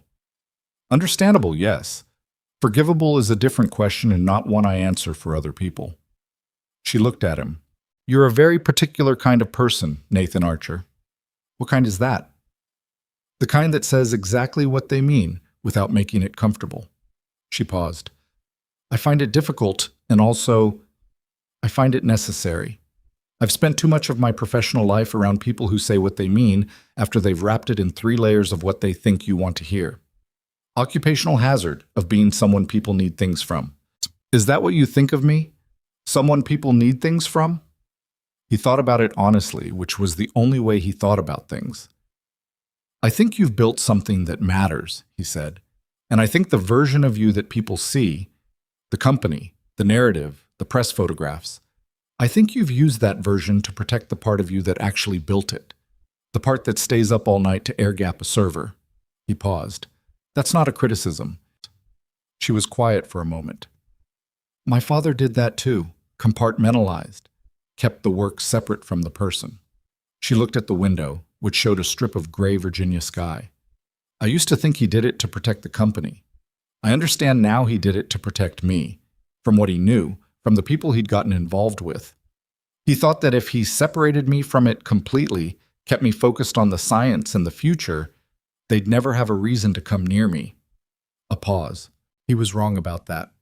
He was wrong about that, Nathan said, but he was right about you, the science, the future. That part he got right. She turned back from the window. There was something in her expression that was complicated and real and not assembled for anyone's benefit, and he found it, the way he found most unguarded things, more trustworthy than its composed alternative. The EMP configuration is gone, she said. The data wipe covered the weaponized modification entirely. Claire's technical team went through the servers and confirmed. They have fragments, but nothing operable. Nothing that could be reconstructed without access to the original architecture, which they don't have. A pause. My technology is intact. The core battery architecture is still whole. 15 years of work, and it's still what it was supposed to be. What happens to it now? That's what I've been thinking about. She wrapped both hands around the coffee cup. I've had conversations with 3 government agencies in the last 48 hours. All of them want exclusive access of one form or another. I've said no to all of them. She paused. I'm going to pursue an international oversight structure instead, a multilateral scientific board with transparent access and open source publication of the non-sensitive elements. Making it belong to everyone is the only way to ensure it belongs to no one exclusively. Exclusively is what made it a target. Nathan thought about Wallace Sterling, who'd tried to put his technology somewhere it couldn't be weaponized, and his daughter, who'd figured out a better version of the same instinct. The father had hidden it. The daughter was going to share it in a way that made hiding it impossible. Different methods, same understanding of the problem. Your father would have gotten there eventually, Nathan said. I know, she said. I think that's what he was working toward. He just ran out of time. She looked at him directly. You didn't. He didn't answer that right away. He thought about running out of time, about the wall in Manassas, the specific quality of pain, and the specific decision to get back up, which hadn't felt like courage from the inside and probably didn't from the outside either, but which had been the only available choice given the circumstances, and given what was on the other side of it. I had reasons, he said. She seemed to understand what the word reasons contained. She didn't push it, which he appreciated. They sat together in the late afternoon light of the hospital room and finished their coffee, and it wasn't comfortable exactly. There was too much between them that was still settling, too much reality that hadn't fully organized itself into the shape it would eventually take. But it was honest, and honest was better than comfortable by a margin Nathan had long since stopped debating. Lily arrived on the 3rd day. Mrs. Okonkwo drove her from Connecticut herself, which Nathan had not asked her to do and which she had apparently decided was simply what was going to happen, and Nathan heard them coming down the corridor before he saw them because Lily was talking. Something about a dog at the Connecticut house, a large brown dog named something that Nathan couldn't catch from the room. And then she appeared in the doorway and stopped talking mid-sentence.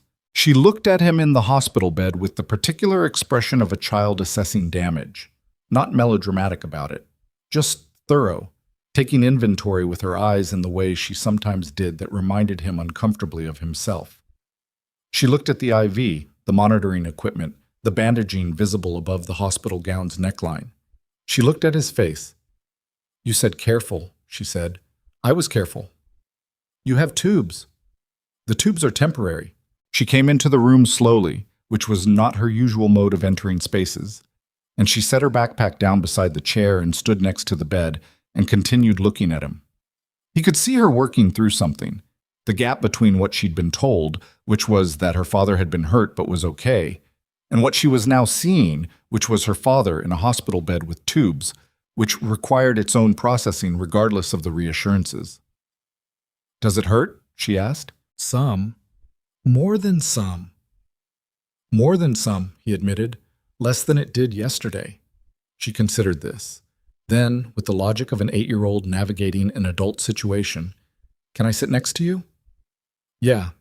She climbed up onto the bed beside him, on his right side, away from the monitoring equipment, and sat with her back against the headboard and her legs extended, her shoulder touching his arm. She didn't say anything for a moment. He didn't either. Mrs.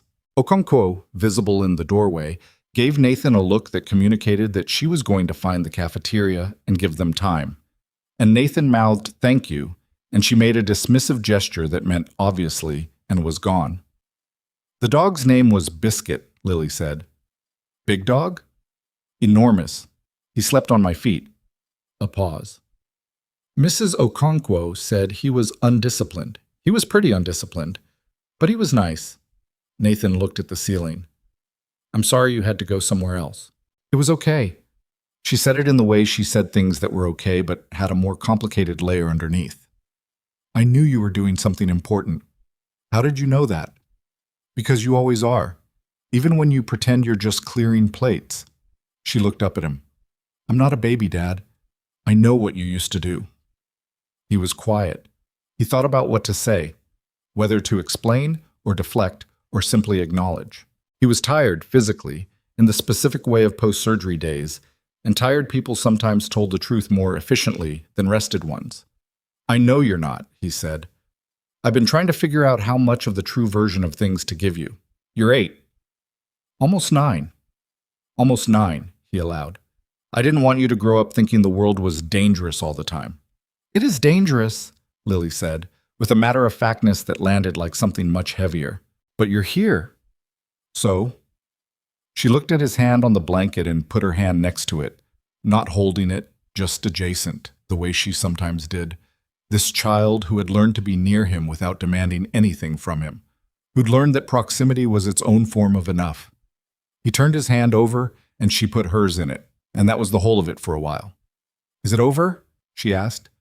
"Yes," he said. "It's over." "Promise?" He thought about promises. He thought about what he could honestly promise and what he couldn't, about the nature of the life he'd lived and the world it had moved through, and the fact that over was always a relative term, that there was always another situation, another sequence of events that could arrive without announcement. He thought about all the reasons he had to hedge. "The specific thing that was dangerous," he said. "That's over, I promise." She appeared to accept the precision of this. She leaned her head against his arm and looked at the window, and after a while her breathing settled into the slow rhythm of someone half asleep, and Nathan lay there and felt the ache in his side and the weight of his daughter's head, and something else that was harder to name, a loosening maybe, of something that had been held tight for a very long time. Well, he was discharged on the 4th morning. Webb picked him up, which felt odd in the way that most things in his new configuration felt odd. The casual presence of people and resources that hadn't existed in his life 4 weeks ago. The structural change that had happened so fast he hadn't had time to adjust to each stage before the next one arrived. The apartment in Crown Heights felt both familiar and strange. Lily went straight to her room to retrieve specific possessions she'd been unable to bring to Connecticut and seemed deeply concerned about. Nathan sat at the kitchen table with the slow movements of someone managing pain carefully, and looked at the kitchen and looked at the word puzzle still sitting on the table with its 3 blank answers, and thought about the shape of things. He called Claire that afternoon. "The federal case is moving," she said without preamble. "The 2 senators are already negotiating. The general is less cooperative, but the documentation is extensive enough that cooperation isn't required." A pause. "The Vantage network isn't finished. Networks like this don't finish, they reconstitute. But the specific leadership structure is compromised and the technology they were building toward is neutralized. That's a meaningful outcome." Falk? "Cooperating fully. His attorney is making a case for reduced exposure. He'll probably get it." A pause. "Nathan, the work you did on this," Claire said it the way she said most things, with a specific economy that left you to draw your own conclusions about what the words meant. "If you wanted to come back formally—" "I don't," he said. "I know, but it's on the table." "It's not on my table." He paused. "Claire, there's something I want to talk to you about. A different structure." He laid out what he'd been thinking about in the hospital, in the hours when sleep was difficult and the mind went to the places it went. Not a return to the work he'd done before. That work had been defined by its context, a specific machinery of national security that he'd served with full commitment and left with full intention. What he was thinking about was something else, something that addressed the specific problem Isabella's situation had shown him. The gap between what technology could do and what the people responsible for it understood about how it could be used against them. The gap was where people like Vantage lived. And the gap existed, in part, because the people building the most significant technologies were building them inside their expertise and outside everything else. They understood their science completely and the threat environment around it barely at all. A protection and advisory operation, Claire said slowly, for high-risk technology assets. Not just protection, assessment, working with the developers directly to understand the threat vectors specific to what they're building. You can't separate the security problem from the technical one. Vantage didn't try to break through Isabella's security. They built a path through the people inside it. That's a different problem, and it requires people who understand both sides. A long pause. And Isabella Sterling is the first client, if she wants to be. Have you talked to her about this? Not yet. He paused. I wanted to know if you thought it was viable first. I think, Claire said carefully, that you've identified something real. The private sector is full of people building things that are going to matter enormously and who have no framework for what that means in terms of who will want to own or destroy what they're building. Formal intelligence structures aren't positioned to help them. Too much bureaucracy. Too many competing priorities. A pause. And you're positioned unusually well. I know the work, Nathan said. I also know what it costs when it goes wrong. Both of those things matter. They do? A pause. I can help with the structural setup, quietly, and I can point you toward 3 other situations where what you're describing is exactly what's needed. He looked at the word puzzle on the table. 3 blank answers. He picked up Lily's pencil. Give me a month to get back on my feet, he said. Take 6 weeks, Claire said. Your rib needs time. 5 weeks. You're impossible, I've been told. He ended the call. He sat at the table and looked at the puzzle and filled in one of the blank answers, which was a 7-letter word meaning to persist, and he got it right on the first try. He talked to Isabella a week after he got home, in person, at a coffee place not far from Sterling Energy that was not the Crown Heights coffee shop, but had the same quality of afternoon light at the same time of day, which he noticed and found mildly absurd to notice. She looked better than she had in the hospital. Not healed exactly. Healing took longer than 2 weeks, and she had the residual sharpness of someone still processing, still integrating what had happened into the working story of her life. But she was forward-facing in a way that felt genuine rather than performed. The difference between a person moving toward something and a person moving away from something they couldn't stop thinking about. He told her about the idea. She listened the way she listened, completely, without interrupting, building her understanding from the structure outward. When he finished, she was quiet for a moment in the way that her quiet meant she was deciding something rather than waiting to speak. You'd be working with people like me, she said. Builders, scientists, people who understand their work completely and the context around it not at all. Mostly. And you'd need to understand their work well enough to assess the specific threat. Enough. Not completely.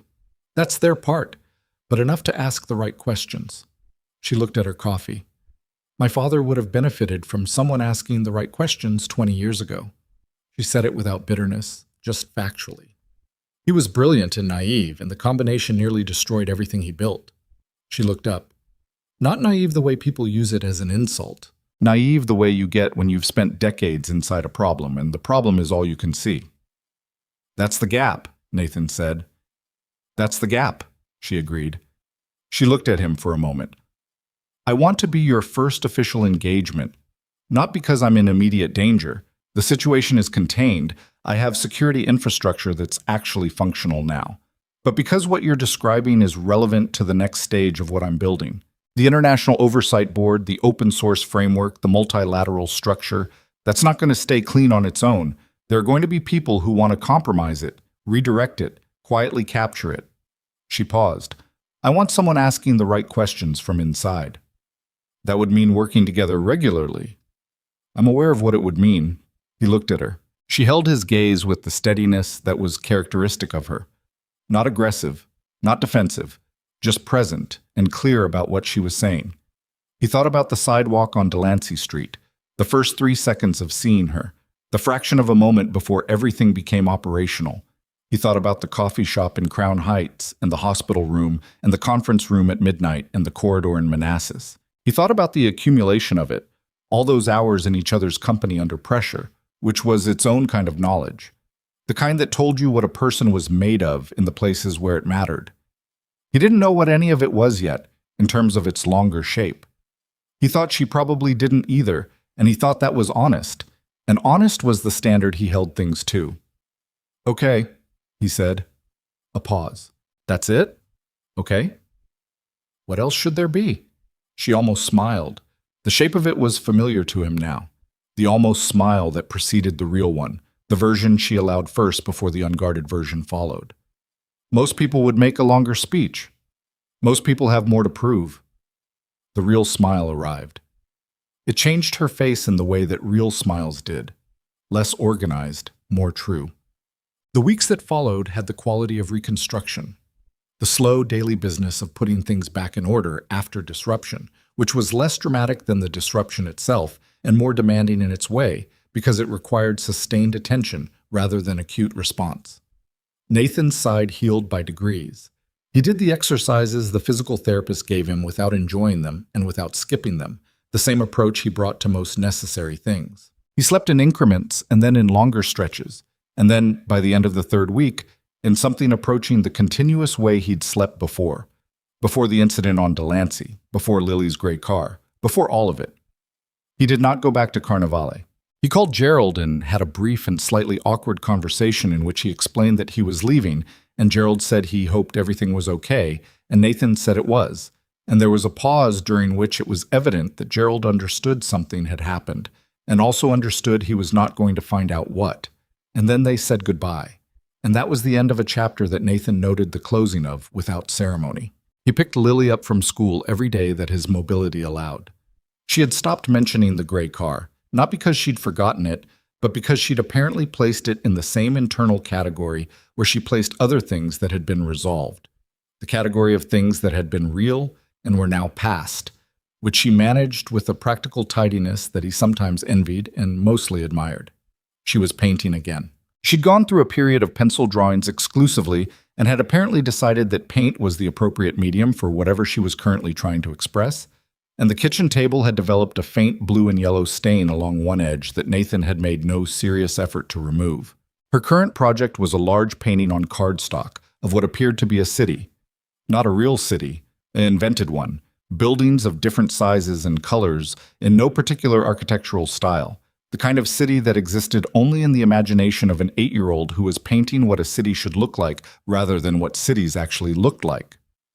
What city is it? Nathan asked one evening, sitting across the table from her while she worked. Ours, she said, without looking up. We don't have a city. Not yet. He looked at the painting. It had a harbor on one side with, he looked more carefully, what appeared to be a boat with wheels at the water's edge. The boat, he said. It belongs in the painting, she said, because that's how you get there, land or water. He looked at her painting and at her bent head and at the blue stain on the table and thought about the word ours, the specific weight of it, the reach of it, what it contained. He didn't say anything. Sometimes the right response to a thing was just to let it be the thing it was. 3 months after Manassas, the oversight board that Isabella had proposed held its first formal meeting in Geneva. 14 countries, 31 scientists, 8 independent monitors with full transparency access to the core research protocols. Nathan was there, not as a delegate, not in any official capacity that appeared in the meeting record, but present, watching the room in the way he watched rooms, the way he apparently could not stop watching rooms and had decided to stop fighting. He stood near the back and watched 14 countries argue about governance structures and intellectual property frameworks and research disclosure timelines, and thought about the fact that this meeting existed because of a series of events that had started on a sidewalk in lower Manhattan on a Friday night with a water carafe and 8 seconds and a decision he hadn't made so much as discovered he'd already made. Isabella was at the front of the room. She was speaking in the clear, precise way she spoke when she was in front of people who needed to understand something. Not performing, not managing impressions, just explaining a thing she understood completely to people she needed to understand it too. She had the quality, in those moments, of someone who had fully located themselves inside their own purpose, which was rarer than it should have been and more valuable than people usually recognized. She caught his eye from the front of the room, briefly, during a pause in the discussion. Not a signal, not a message, just a moment of mutual awareness, the kind that accumulated over time and didn't need to be named to mean something. He looked away. He went back to watching the room.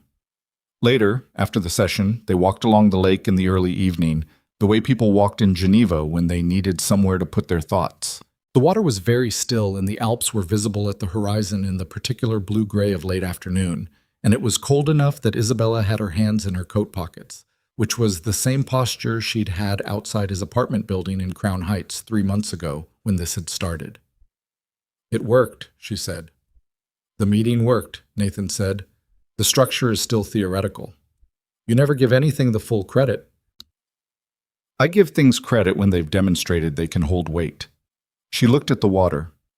"My father never saw anything like this," she said. "A room where the technology is treated as a shared problem rather than a competitive asset." A pause. "I used to think he'd built something that created the danger.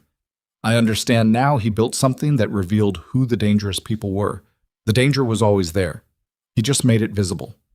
Nathan looked at the water too. He thought about revealed danger, about the particular mercy of knowing where the threat was rather than moving through a world that contained it invisibly. He thought about the gap again, the one he'd identified, the one that Vantage had lived in. That gap was going to exist in every significant technology that was built from here forward. Someone was going to be needed to stand in it. He was beginning to understand that standing in gaps was, in the end, what he had always done. Not heroically.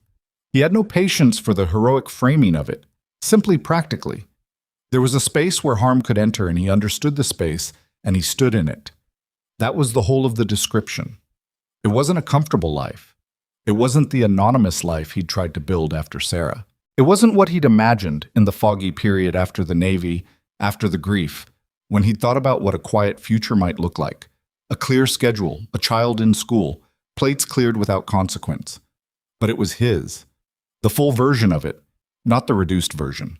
The version that included the kitchen table and the word puzzles and Lily's paint stains, and also this, standing by a lake in Geneva watching the people he worked alongside do work that mattered, carrying what he knew how to carry, being what he'd apparently always been regardless of the job title.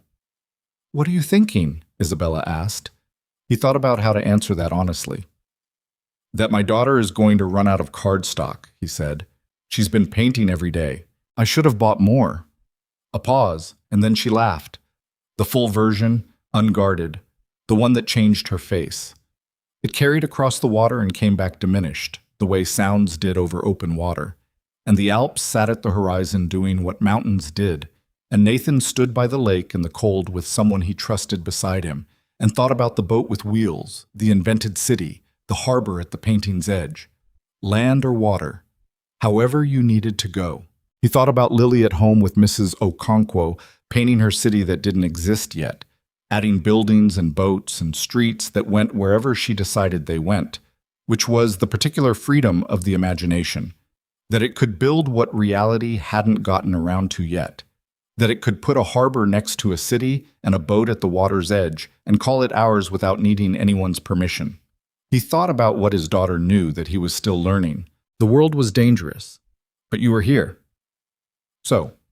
So you built the boat, you painted the city, you stood in the gap when the gap needed standing in, and you came home, and you bought more cardstock, and you sat across the table from the person who was making something out of nothing, and you let it be true that you were part of what ours meant.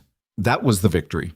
Not the room in Manassas, not the Geneva meeting, not the 14 countries and the 31 scientists. Those things mattered, and they were real, and Nathan would work to protect them for as long as the work needed doing. But the victory was the table with the paint stain, the puzzle with the filled-in answers, the watch slightly too large on a small wrist. The greatest battles Nathan Archer had ever fought were not the ones that left scars. They were the ones that taught him, slowly and with considerable resistance, that the point of surviving was not to survive. It was to actually live in the thing you'd protected, to stay present in it, to let it matter the way it was trying to matter. He was still learning that. He thought he'd probably be learning it for a long time.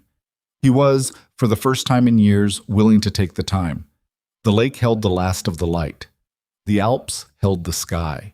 And Nathan Archer, who had spent 15 years learning to disappear and 3 years trying to stay disappeared and several weeks discovering that some things didn't let you disappear, no matter how practiced you were at it, stood by the water in Geneva and let himself be exactly where he was. Present. Accountable. Whole in the incomplete, imperfect, ongoing way of a person who was still in the middle of the story and had decided, finally, that the middle was not a problem to solve, but a place to be. That was enough. That was, it turned out, everything.